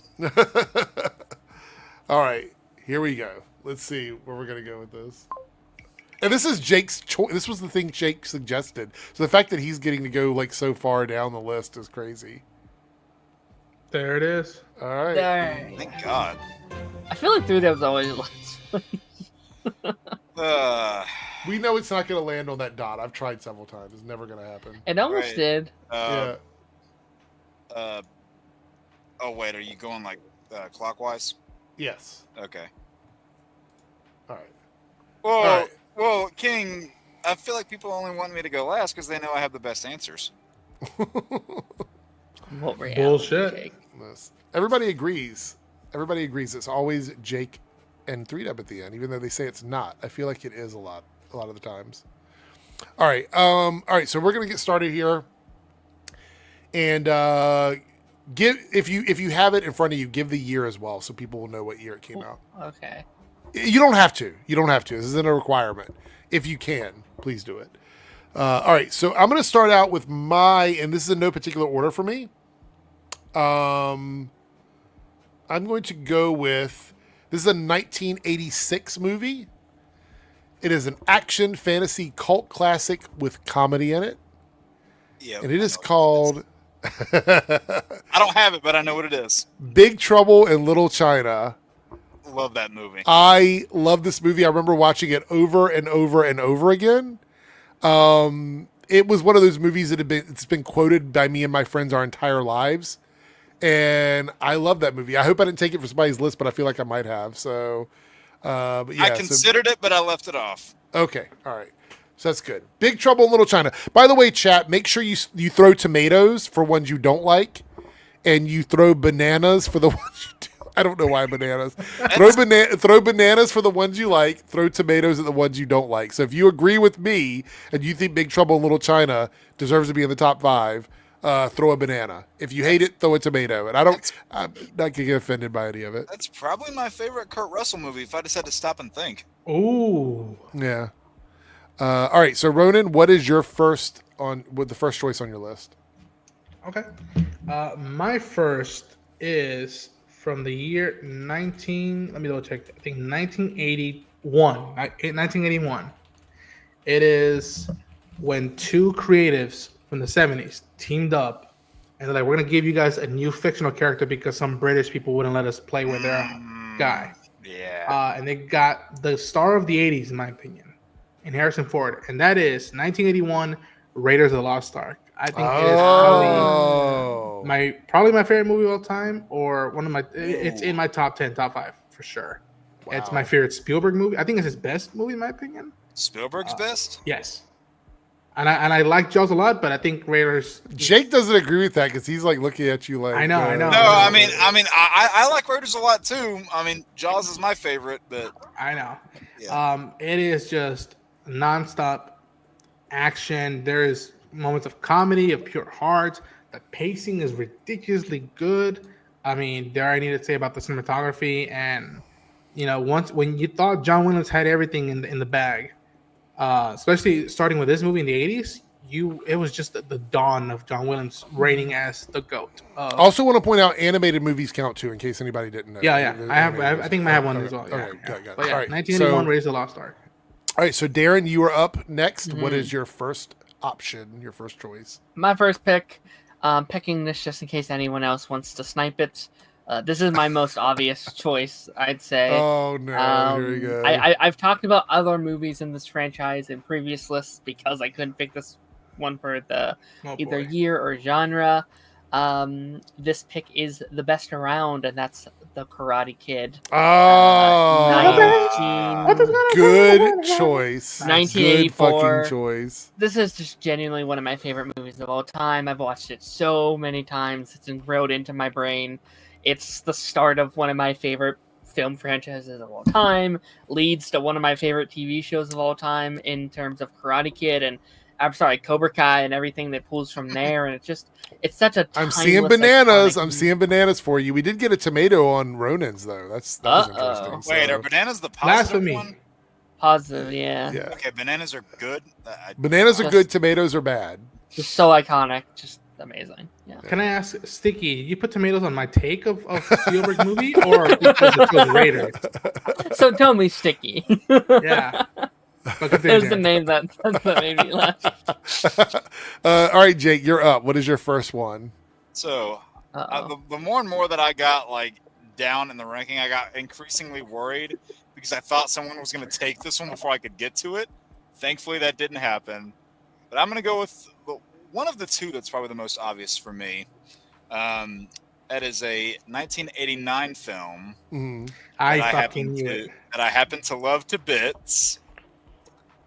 Not only do I have a shirt of it, I have a VHS tape of it. Oh, yeah. And that is Batman. Okay. I did that for you. I figured. For you. I had to go with that one. I'm glad that I'm glad Ronan left that one because that movie, I watched that so many times growing up. Where are the tomatoes at, chat, for Jake? Where are the tomatoes? I was just enamored by that gothic tone and atmosphere and presentation. I mean, that was my Batman growing up.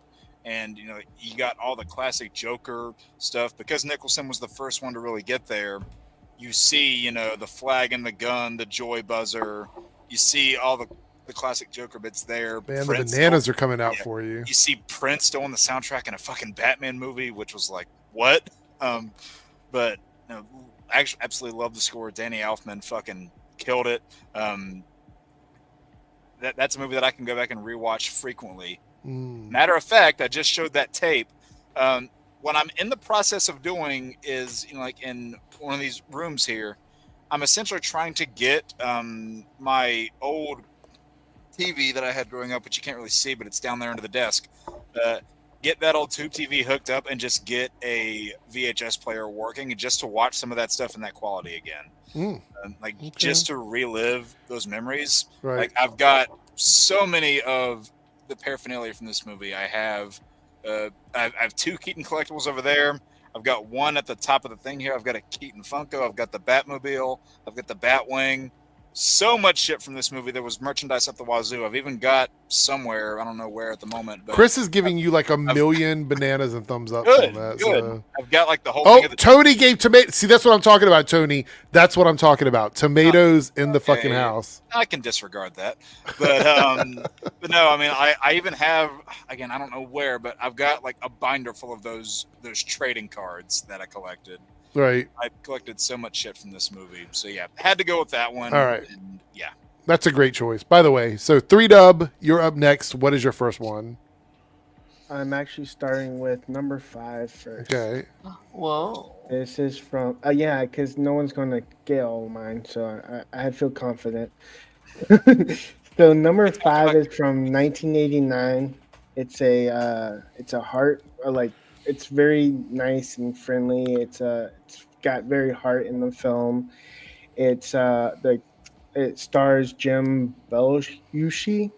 Jim Belushi. Jim Yes. Belushi and his police dog Jerry Lee, and that Okay. is K9. Oh, I remember that movie. I haven't seen it in forever though. Like I think the last time I saw it was in the 90s probably. I remember seeing it on TV though. I didn't see it in theaters. I It was, actually on saw it television. on a rerun during when TV got more channels. All right, so it brings it to me, and this is my second choice. This is from the year 1988, and I watched this movie at least once, maybe twice a month. I might actually watch it tonight after we're done when I'm playing games.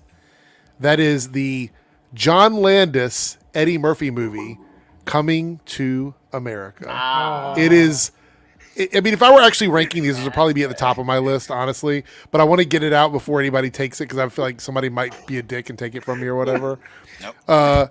But Coming to America for me is such an iconic movie. It is so inappropriate in so many ways by today's modern standards, but I still love that movie nostalgically. Fuck So that yeah, sequel. for me, so- There's a line. Hey, it's I'm not gonna say the name, but like Yeah. he references a character from a show, and I was like, yeah. Yep. oh god. Well, I love sexual chocolate. I got a shirt that's got sexual chocolate on it, so that's pretty That funny. did not age well. That movie for me is the most quotable in my entire life. I don't know what it is. That movie, huh? Said more than Friday. For me, yeah, personally, like that movie for me has so much in it. People selling like stolen gold, like blow dryers and things out of their jacket. Like just so many fun things about that movie. And keep in mind, I lived in New York in the 90s. And so that movie is so referential to me because it feels like what 90s New York. It came out in 88, but New York through the 80s and 90s kind of the vibe of the neighborhoods and stuff were very similar. But yeah, that movie is so fun to me, and it is so like perfectly 80s, like in terms of what it does. It's 80s and early 90s. If you watch that movie, that was literally how it was in New York City in that era. And so I love that movie. So yeah, Coming to America for me is at the top of my list. So that's my second one. Ronan, what is your second one?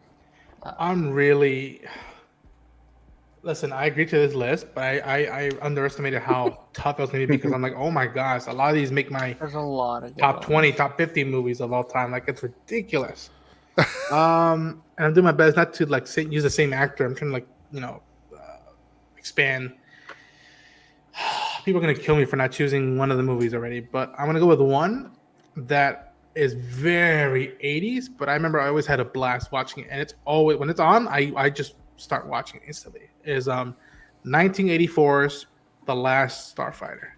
I adore that movie. I thought that like it would make a great, like I know a while back I think Seth Rogen and Evan Goldberg were trying to do it as a movie or a TV series, and I feel like there's Yeah, they tried. there's a lot you can do with that movie. But if it's the only thing that exists, I am a happy camper with it. It's charming. Again, pacing. Some of the movies that are going to be in a lot of our list, the pacings to them are incredible. Mm-hmm. Where you connect with these characters, and it's very much of that 80s aesthetic, which I love. Some of those movies where the CG isn't too all the way, but I'm like, good, keep it that way. I want that design. And I'm trying to hunt down the model of the ship from The Last Starfighter, and I would love one day to own like a poster about it. I love that movie. I love that movie too. I'm going to say this before Darren goes, but There was the 90s had so many great movies, but there was a specific charm to 80s movies Yes. Yeah. that no other decade has really been able to capture. Yeah. Sure. And it was like, I think the 80s was the beginning of like movies becoming a cultural thing. Like it feels like it was a big, because there were great movies in the 50s, 60s, 70s and stuff like that. But the 80s was like, that was a cultural thing that kind of resonated for a long time because of the era that it came out in and how technology advanced in the 90s and how that carried over. Because we're talking about VHS and then into DVDs and stuff like that. Commonplace. Yeah. All right, Darren, go ahead. Oh, right. My number 2, anyone who knows me knows I'm a huge like coming of age fan. I like a good. Oh no! Oh, I think this is on boy. my list. I think this is on my list. I might. It's arguably probably the most famous coming of age story of all time, No. and that's The Breakfast Club. I knew it. This is on my fucking.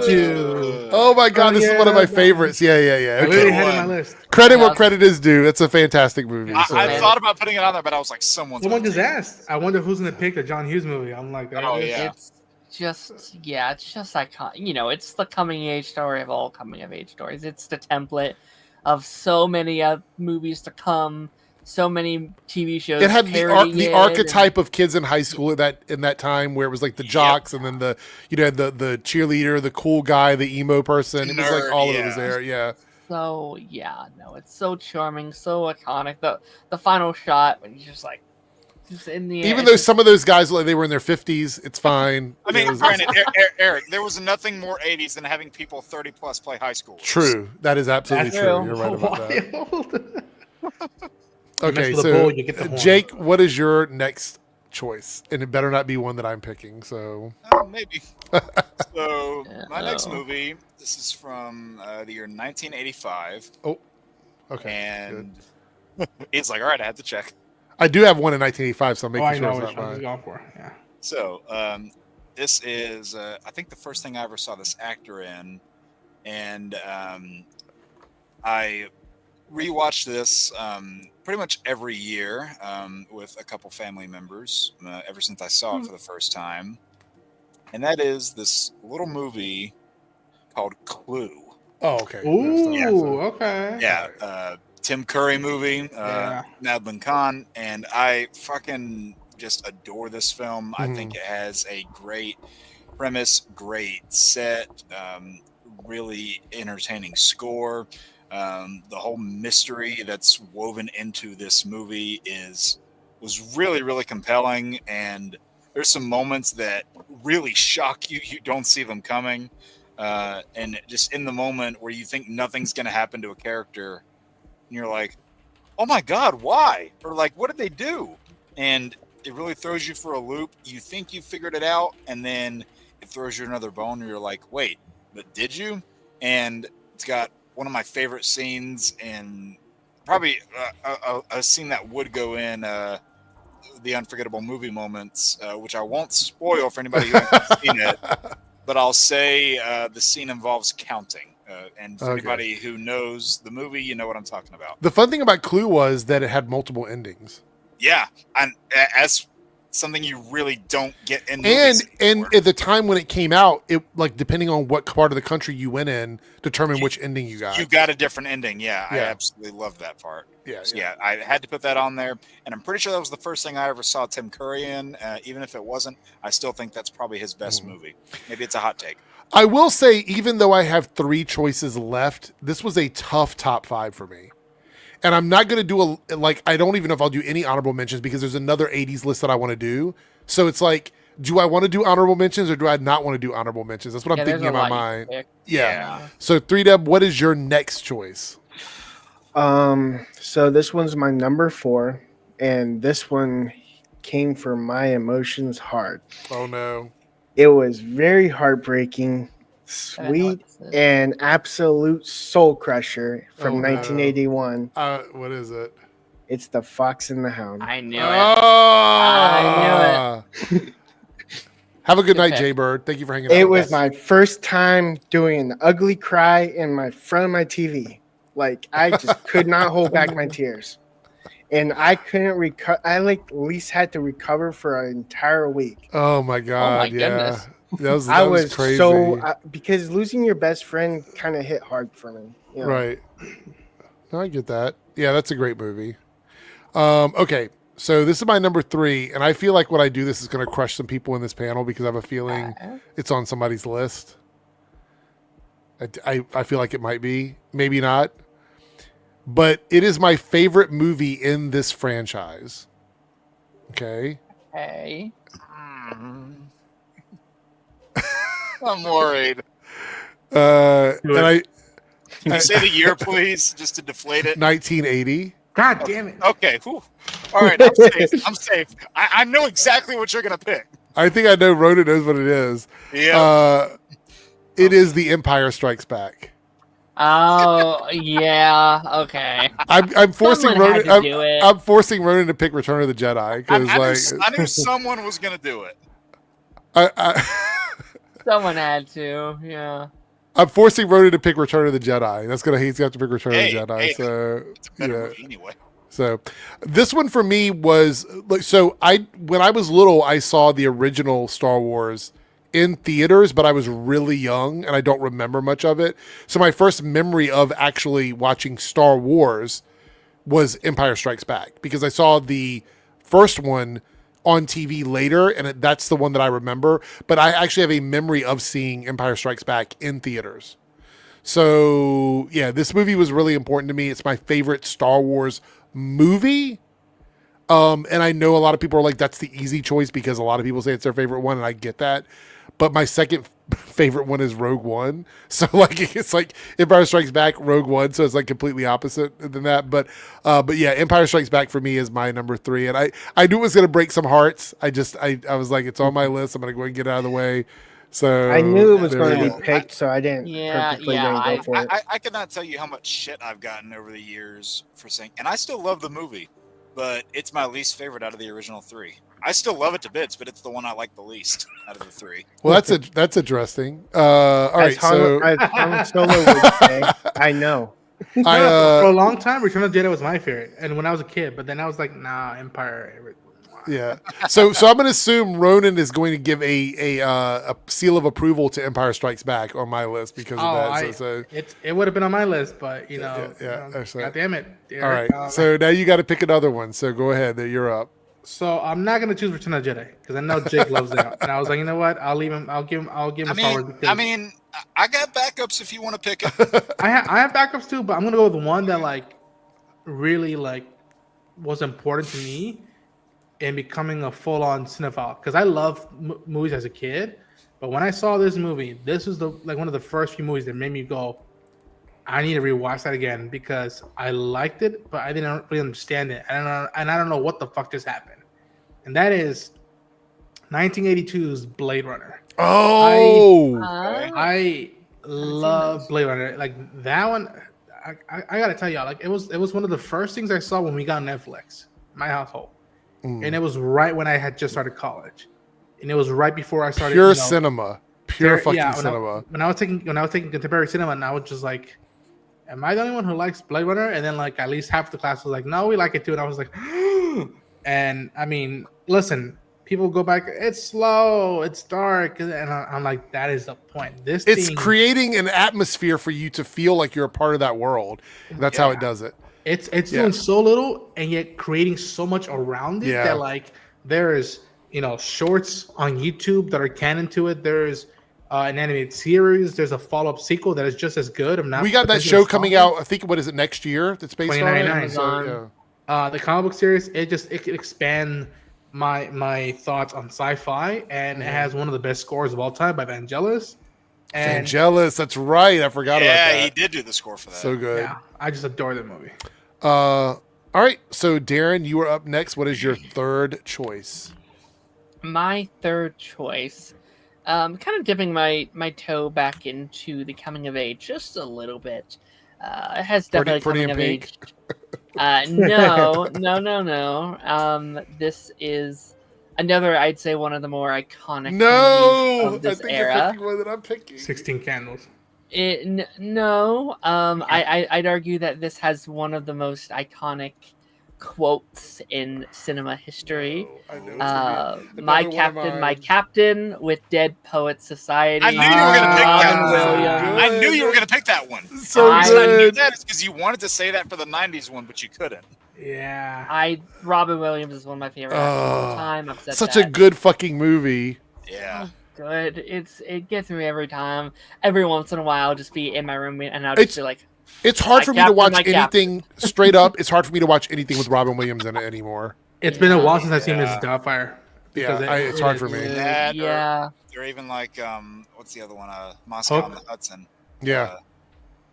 And just like go through like any cartoon in like the 90s to like the early 2000s, and you'll find like they're parroting that scene. Like to this day, every sitcom, every animated show, they have a scene that's like parroting that that moment. It's like it's, I'd argue, one of the most iconic moments in movie history. All right, so that brings us to Jake. What is your number 3?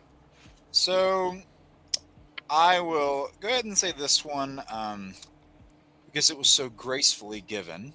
I'll go ahead and say it before as somebody else does, just so we can go ahead and cross this one off the list. Uh-oh. My favorite Star Wars movie, Ah, Return of the there we Jedi. go. I'm going to go ahead and say that one.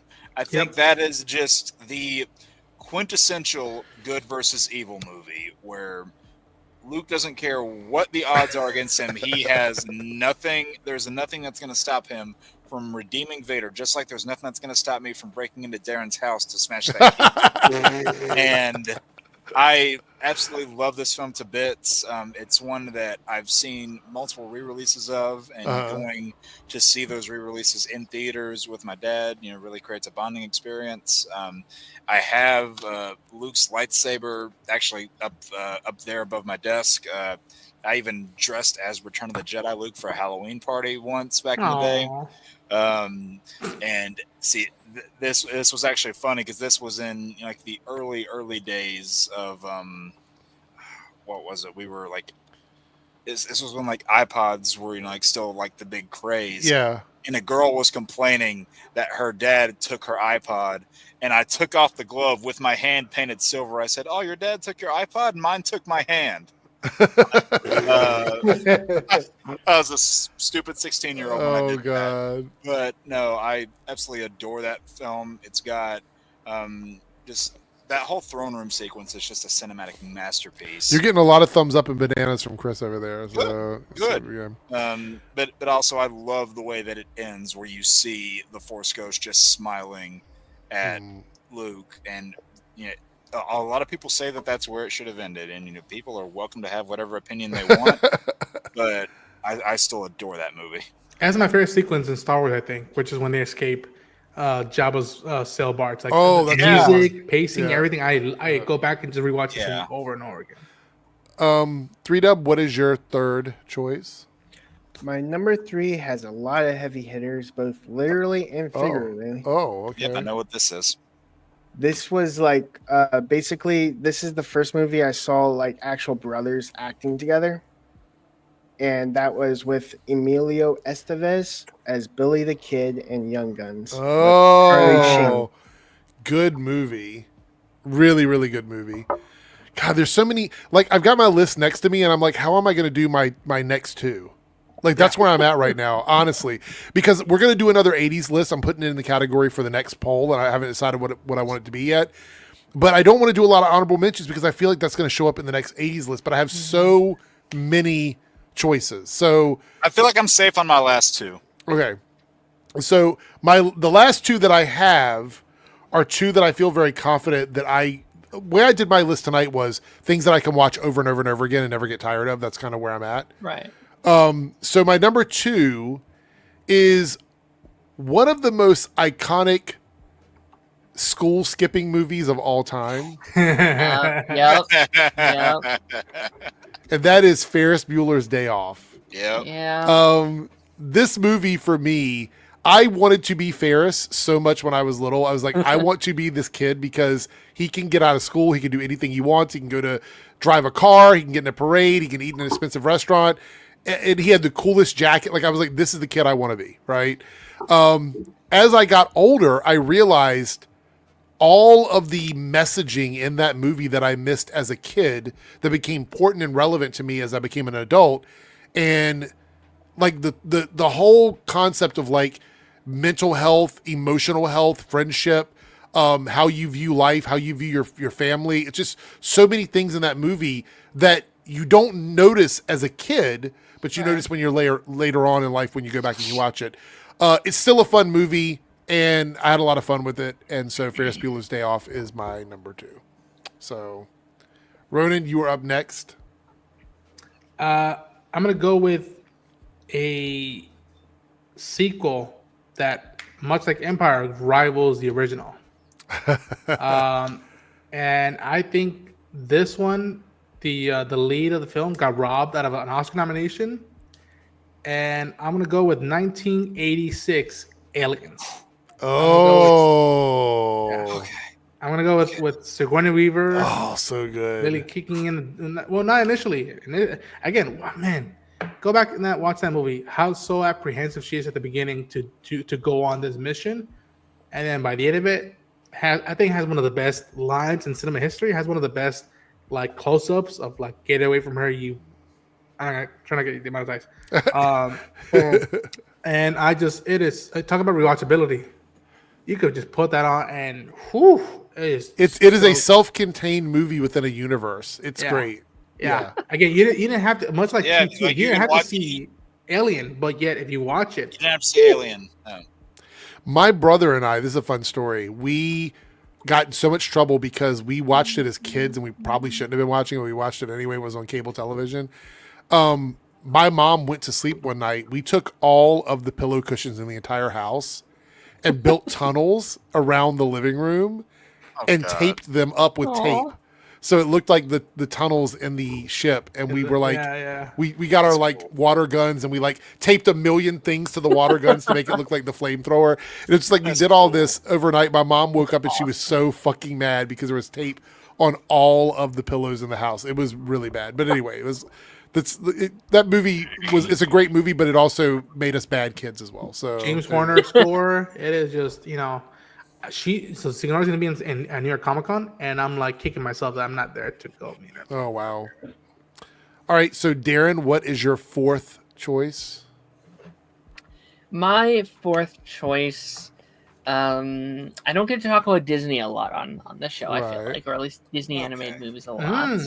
And I was the door's wide open for this one though. It's the 80s, so it's the 80s, and I was going through and I was like, okay, which ones can I pick? And I honestly forgot this was an 80s movie because it's in 1989. Okay, so it's right at the edge of it. It's the start of the Renaissance era, and I associate that with just being not like 90s movies for the most part, but this is the one that kicks it off. Under the Sea, The Little Mermaid. Just such a classic movie. Down Where It's Wetter. I was literally sweating for a second because he's 1 year off from what. It's better Down Where It's Wetter. So it's just such a listen. It's such an iconic movie. It's characters, it's songs, it's animation.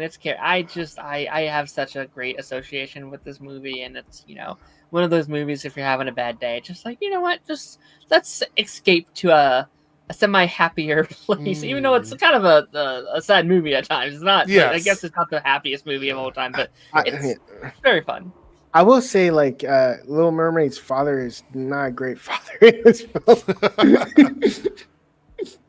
That's just my opinion. I have a pushback on that a little bit, but we don't have time. I mean, he's a protective father, but still, he doesn't let the daughter express herself. So flawed character, but also she was a 16-year-old trying to run away from home. Character. So it's like I'm also like, I kind of get him too.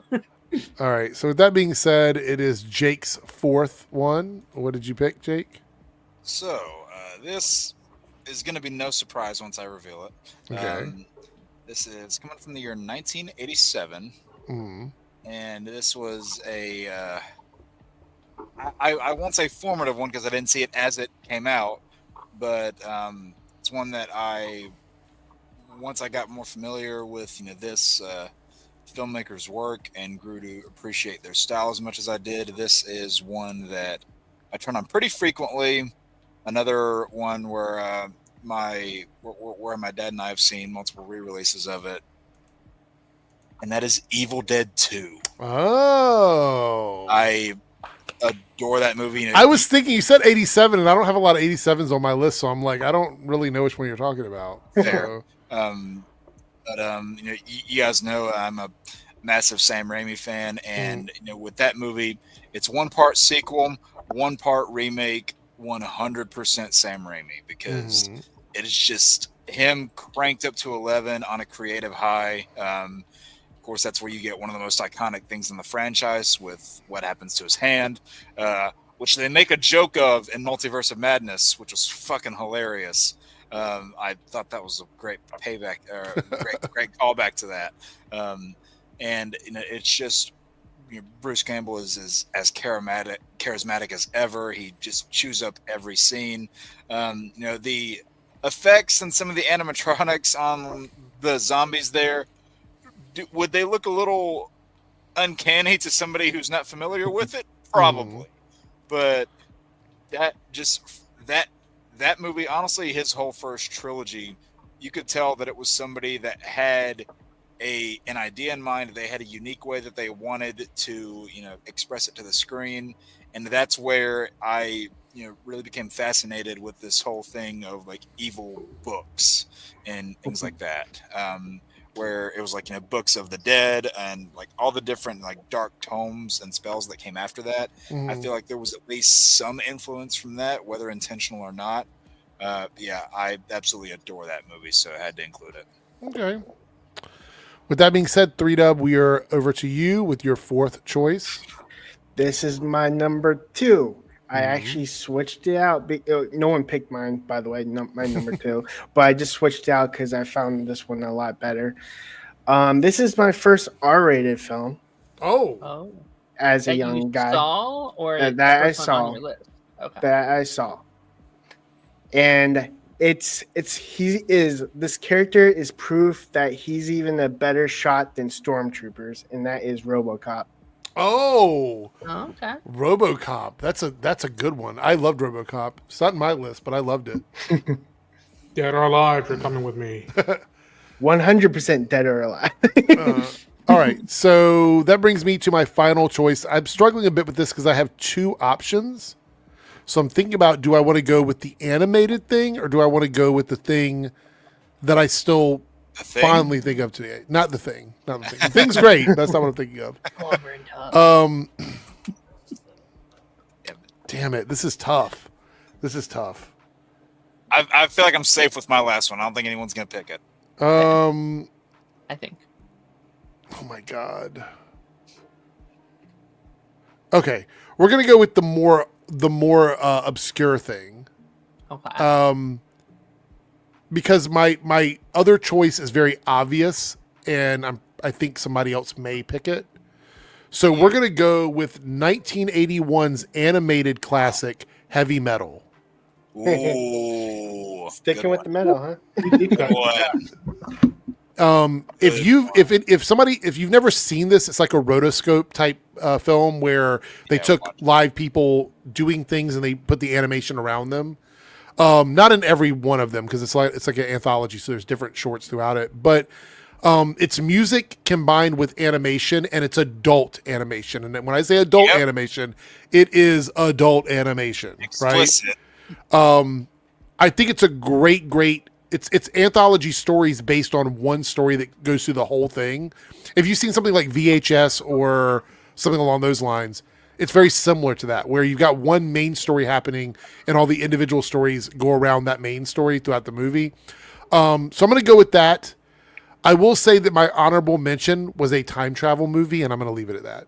So, or my other number one. That was on my honorable too. Yeah. But I'm not gonna say it because I might save it for another one, or if somebody else has it picked. All right, that's the end of my list. So, Ronan, what is your final one? I was actually gonna go with an animated film for my 5th one, but I was like, you know what? I'll save that for the honorable mention, or if we do a part 2 of 80s, because I think we should. I like this one. This one came out the same weekend with another movie I'd chosen. And it is one of the greatest horror movies of all time, one of the best sci-fi movies of all time. And I think it's my favorite film of this director's filmography, in my opinion. And it has one of the most chilling themes, and that is John Carpenter's 1981 The Thing. Wow. There we go. Named it. Good one. Kurt Russell, just not even being flamboyant. That's the thing. He's just being a survivor. I think it still has one of the creepiest themes of all time. Simple premise of like you and a bunch of people are stuck in Antarctica or Alaska, wherever the hell they're at, and there's something out there, and you can't tell who it is from the people that you've been working with for the past weeks or months. Chilling, even though after the first time you've seen it and you're like, wow, that's an experience. Every time you go back and watch it, it doesn't take away anything from the suspense or the thrill. Even if you know who it is at the end or you don't know who it is at the end, it almost adds on when you watch people's behavior. And I think it's a masterpiece in terms of directing. I think it should be in film schools taught. And people say Halloween all the time. I respect Halloween a lot. I respect They Live, but to me, this is John Carpenter's best and greatest movie. Side note: the one that came out recently perfectly ties into the beginning of that movie. If you watch the end of it, The one with Mary Elizabeth Winstead. Yes. Yeah. See, Ronan, it's funny. Whenever we were doing, like a few months ago, we did our best in 90s movies, and that's when I named my favorite Carpenter movie, which was In the Mouth of Madness. Yeah, I remember that. Yeah. All right, so Darren, we are down to you now with your final choice. Yes, and I'm gonna give my answer, and then I do have to dip because I have to wake up for work in about 5 hours. Okay. Ooh. But this is a movie that I came up with kind of last minute as it kind of hit me, and I didn't think about it because this is not my favorite installment in said franchise. It's probably not even in my top 4 of said franchise, but I still really love this movie, and it might be the most inspirational movie out of a very inspirational franchise, in my opinion. Okay. From 1985, I have Rocky 4, the 4th installment. Now, I prefer Rocky 1. I prefer Rocky 2. I even prefer Creed 1 and Creed 3. And then, some of the others are a little bit down there. But Creed 4, I think, has the most insane moments out of all of the Rocky movies when when Apollo Creed does die. He dies in battle.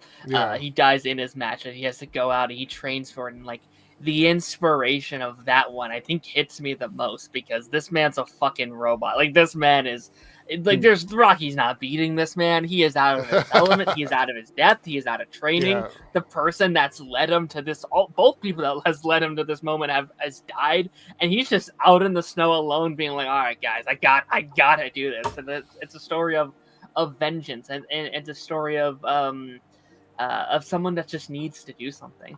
And I know this isn't everyone's favorite Rocky movie. I know it's a bit.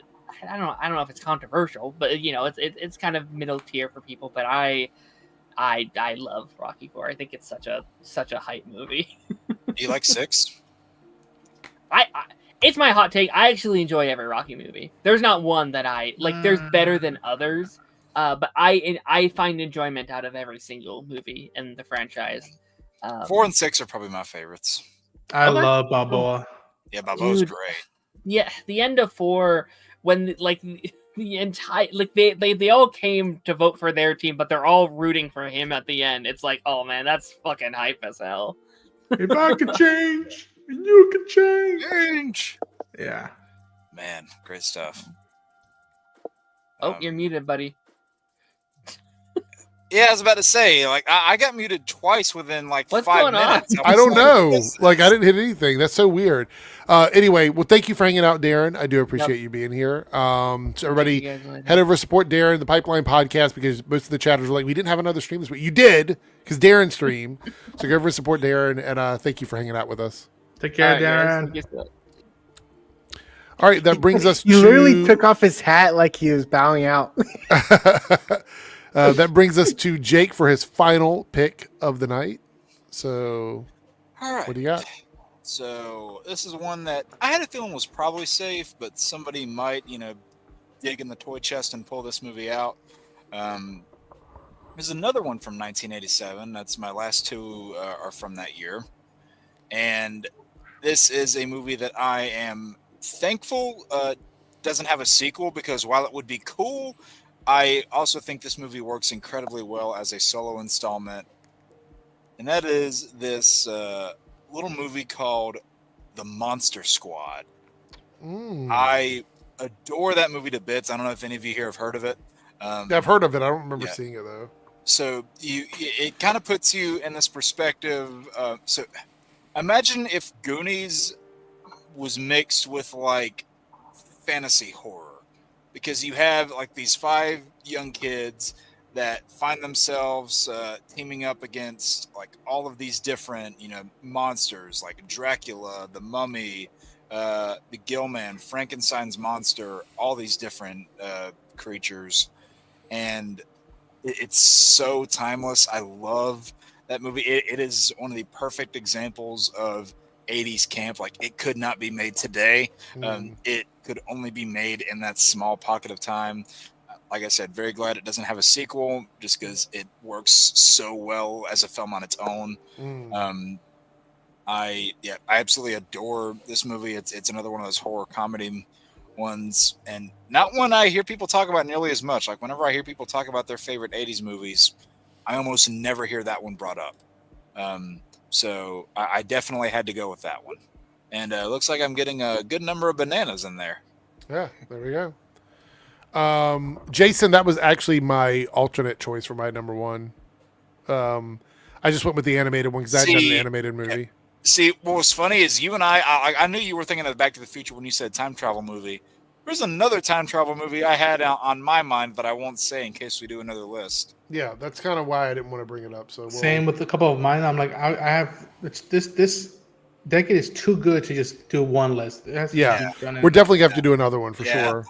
Like I made 10 movies in this list. So, all right. So 3Dub, you are up next. So I'm ending this with a banger of a soundtrack, and it had it all. It had the New York attitude, a banger soundtrack, and the streetwise dog, because why should I worry? Why should I care? And that's Oliver and Company. Oh, all right. Yeah. I really like the dog versus the dog and cat. Like it, I'm a huge dog lover and cat lover. So well, you had I think 2 animal movies in the list. So yeah, Revenge for Darren comes with the animals as leads. Oh, gotcha. He's not gonna like me after that one. Let's see here. Hold on. I thought I saw a bad comment, but it looks like it was taken care of. Okay. Oh. Anyway, all right. So what do we got to do? Where are we at? My honorable mention is the one I switched out for number 2, and that was the Black Cauldron from 1985. Oh. Yeah, I'm not giving honorable mentions just in case we do this again. Yeah, I'm leaving. I've got like 5 or 6 other movies that I'm not going to talk about. I have so many favorites of 80s, so I can give 2, and that's Bill and Ted's Excellent Adventure. Okay. That's my last one. See, I picked good topics. Yes. All right. With that being said, in the chat, let us know whose list was the best list. You can tell us who you like the most. Yeah, you can rank our list if you want. Like, what do you think? Who had the best list from best to worst, 5 to 1? You get the Curious words off what that me. would be. So, huh? It's like, can you get the words off me? Oh, we'll move you over now that we're done. Yeah. We did have a super chat here that got pushed in right before we got started, which is a $5 super chat from Cameron. One thing I found weird on Batwoman, that is they mentioned Commissioner Gordon and Barbara's mom and Jim Gordon Jr., but not once they mentioned Barbara. I think it might be because they were maybe planning on using her at some point. That's what I think. I vaguely remember that. Yeah. I think they probably were planning on using her at some point, and they didn't want to like create any situation where they've said something about her and then they have to like retcon it or anything. I'm not That's usually what happened. Better if Barbara was the lead. That's a different conversation. Well, you almost had a Batgirl movie, so Yep, and we There's that. technically had a Batgirl. We had a show where Batgirl was a tri-lead. that's true. Yeah. that Oh is yeah, that's yeah. Hey, that show was flawed, but it was fun. true. Thank you for the super chat, Cameron. Fetman says, "Return of the Jedi, Indiana Jones, and the Last Crusade, Who Framed Roger Rabbit, Roger Spaceballs, and Goonies." I'm not going to say where I'd put any of those because we might do another list. So Some of those might be Chris- on my list. Chris says The Great Mouse Detective, Little Shop of Horrors, The Thing, Swamp Thing, and Swamp Back to the Thing, Future. yeah. Back to the Future. There we go. Great one. All right, so let's see which. I'm going to do the debunks poll first. Yeah. So this is for what I'm going to make a video next week based on whoever won this poll, and the channel they want me to cover on the debunks side is. I'm curious which one of our lists won on the chat's opinion. We'll see. I got to refresh the page. So, Clownfish TV won with 33%. So I'll be doing a video on Clownfish TV for the debunks folks. Thank you so much for super chatting and supporting the channel over there. I do appreciate it. And over here, let's see what we got. We're going to end the poll and see what won. Wow, we have a two-way tie, which means we have to do both of the topics. Oh, So the two-way tie is Disney cartoon villains, and that can be from shows or movies, and DC animated characters are the two ties we have. Okay. So we will be doing what Monday we'll do Peacemaker. Unless some other news comes out, those will be the two we'll do on Monday. is it animated heroes or animated characters? Well, I put animated heroes, but then I said let's expand it to characters. Characters, yeah. So it's Better. DC animated characters. So because I feel like some people might want to pick villains. So Yeah. Can I do anime since it's animation? for Ish. which one? The top 5 anime characters. It's DC. right? Oh, DC. Yeah, okay. DC animated I characters. thought you switched the characters. No. Animated characters, but it's DC. Okay, But it's DC. then scratch that. What did we think about Titans as a whole? I don't know. Did anybody else here watch Titans? I only saw like the 3rd season, and like, I think it was a great Nightwing show, and there was a great Superboy episode. oh yeah, when he but- got his name like that, yeah, it Yeah, sure did. and you know they had a pretty decent Slade Wilson. But Yeah, it's better. when they electrocuted a character who can like Yeah. use electricity as part of their powers, I'm like, And they what? did the dumb shit with Starfire and Blackfire. Funny you mention right here. That was one of my favorite characters, and they fucked that character over. And I was Yeah. like, "Fuck the show." Same time they did that in the show is when they showed the marketing for Wonder Woman 84, where she's riding on the lightning. Fuck or Batman. Riding on the last. Right. So Wonder Woman is riding on lightning, and then Wonder Girl gets killed by lightning. It's You know like, what's- what are we doing here? You know what's funny? The controversy behind "fuck Batman" versus the it'll be perfect when it fits a woman. It's kind of funny how the one's stronger in reaction of hate than the other one. Because it was said by I Disney. actually remember a lot of people mad about the "fuck Batman" line. too. Yeah, but not as much as the hate that I got from the trailer. I will agree with you. Yes, that is probably true. But there were a lot of people that were like, "This show is spitting on the legacy of Batman," and blah blah blah. Mhm. I mean, Batwoman did that too. That's what I was comparing. And I remember, so I didn't know about the Batwoman line, but the fuck Batman was on the trailer, like it blew up right Yeah. before Comic-Con. I remember that. I was just like, oh man. And I will say that song that they use in that Titans trailer, it is used at one point in Arrow. Oh, It's actually the scene it's used in is actually pretty fitting. I'll say that. make sure I get all of this written down. Ronan, I'm so going to be curious whenever you eventually get to those points. But the gruesomeness of how Dick Grayson fought is like peak in my opinion. I'm like, damn, he's No, pissed. there were parts of that show that I think were good, but the show as a whole was not good. Yeah. Like, that's the issue, was there were shining moments where I'm like, this could be a really great show, and then I would get let down with something really stupid and bad. And again, I brought this up, like the whole stupid Starfire, Blackfire thing. What purpose did that serve? They never followed up on it because they were ending the show. Right. So what was the point of bringing all that in? Yeah. I don't know. Do you like it, Sticky? Are you a fan of Titans? I know a lot of people that are. There are people that would defend that show. And I'm willing to hear out people that want to defend it. But for me, it wasn't 100% as good as it could have been. I feel like that show should have had spin-off shows. I think Nightwing should have had a spin-off show. I think Superboy should have a spin-off show. Like, what they did with Superboy in the final season, to me, was garbage. Like, I just didn't like it at all. I mean, I would have been fine with just a Nightwing show, personally.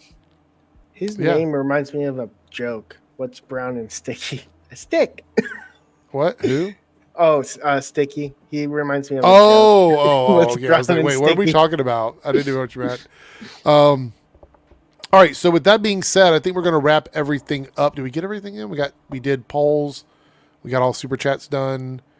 Anything that we didn't talk about tonight that was suggested, I will save till Monday, because some of the stuff I noticed that was suggested isn't like breaking news. I mean, it is, but it's not going to be something that we have to worry about, like anything happening between now and Monday. So we'll no Saturday stream. Well, Saturday wouldn't be covering topics. Okay. If we do a Saturday stream, it's just going to be doing some of these things we have left over. So Sticky here says, the fact that I love Wonder Girl really pissed me off with that scene, but otherwise I kind of love the show as a whole. That's fine. You can love, like, there are people that really enjoyed it. I know a lot of people that said it was their favorite DC TV show, and that's fine. I like how they like retconned it too, because after she came back and she got tased, I'm like, once, fool me once, but and she pulls it out.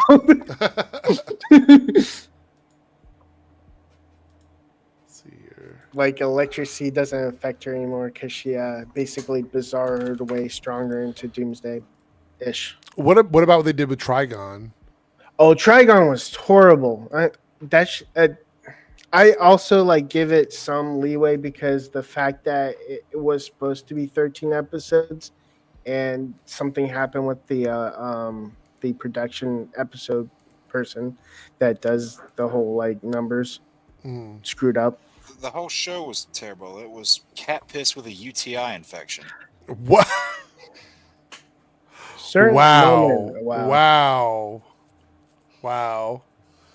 That's crazy. I'm not even going to try and follow that one up. Hold on a second.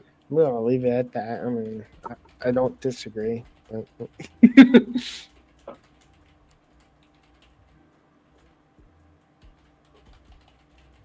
right.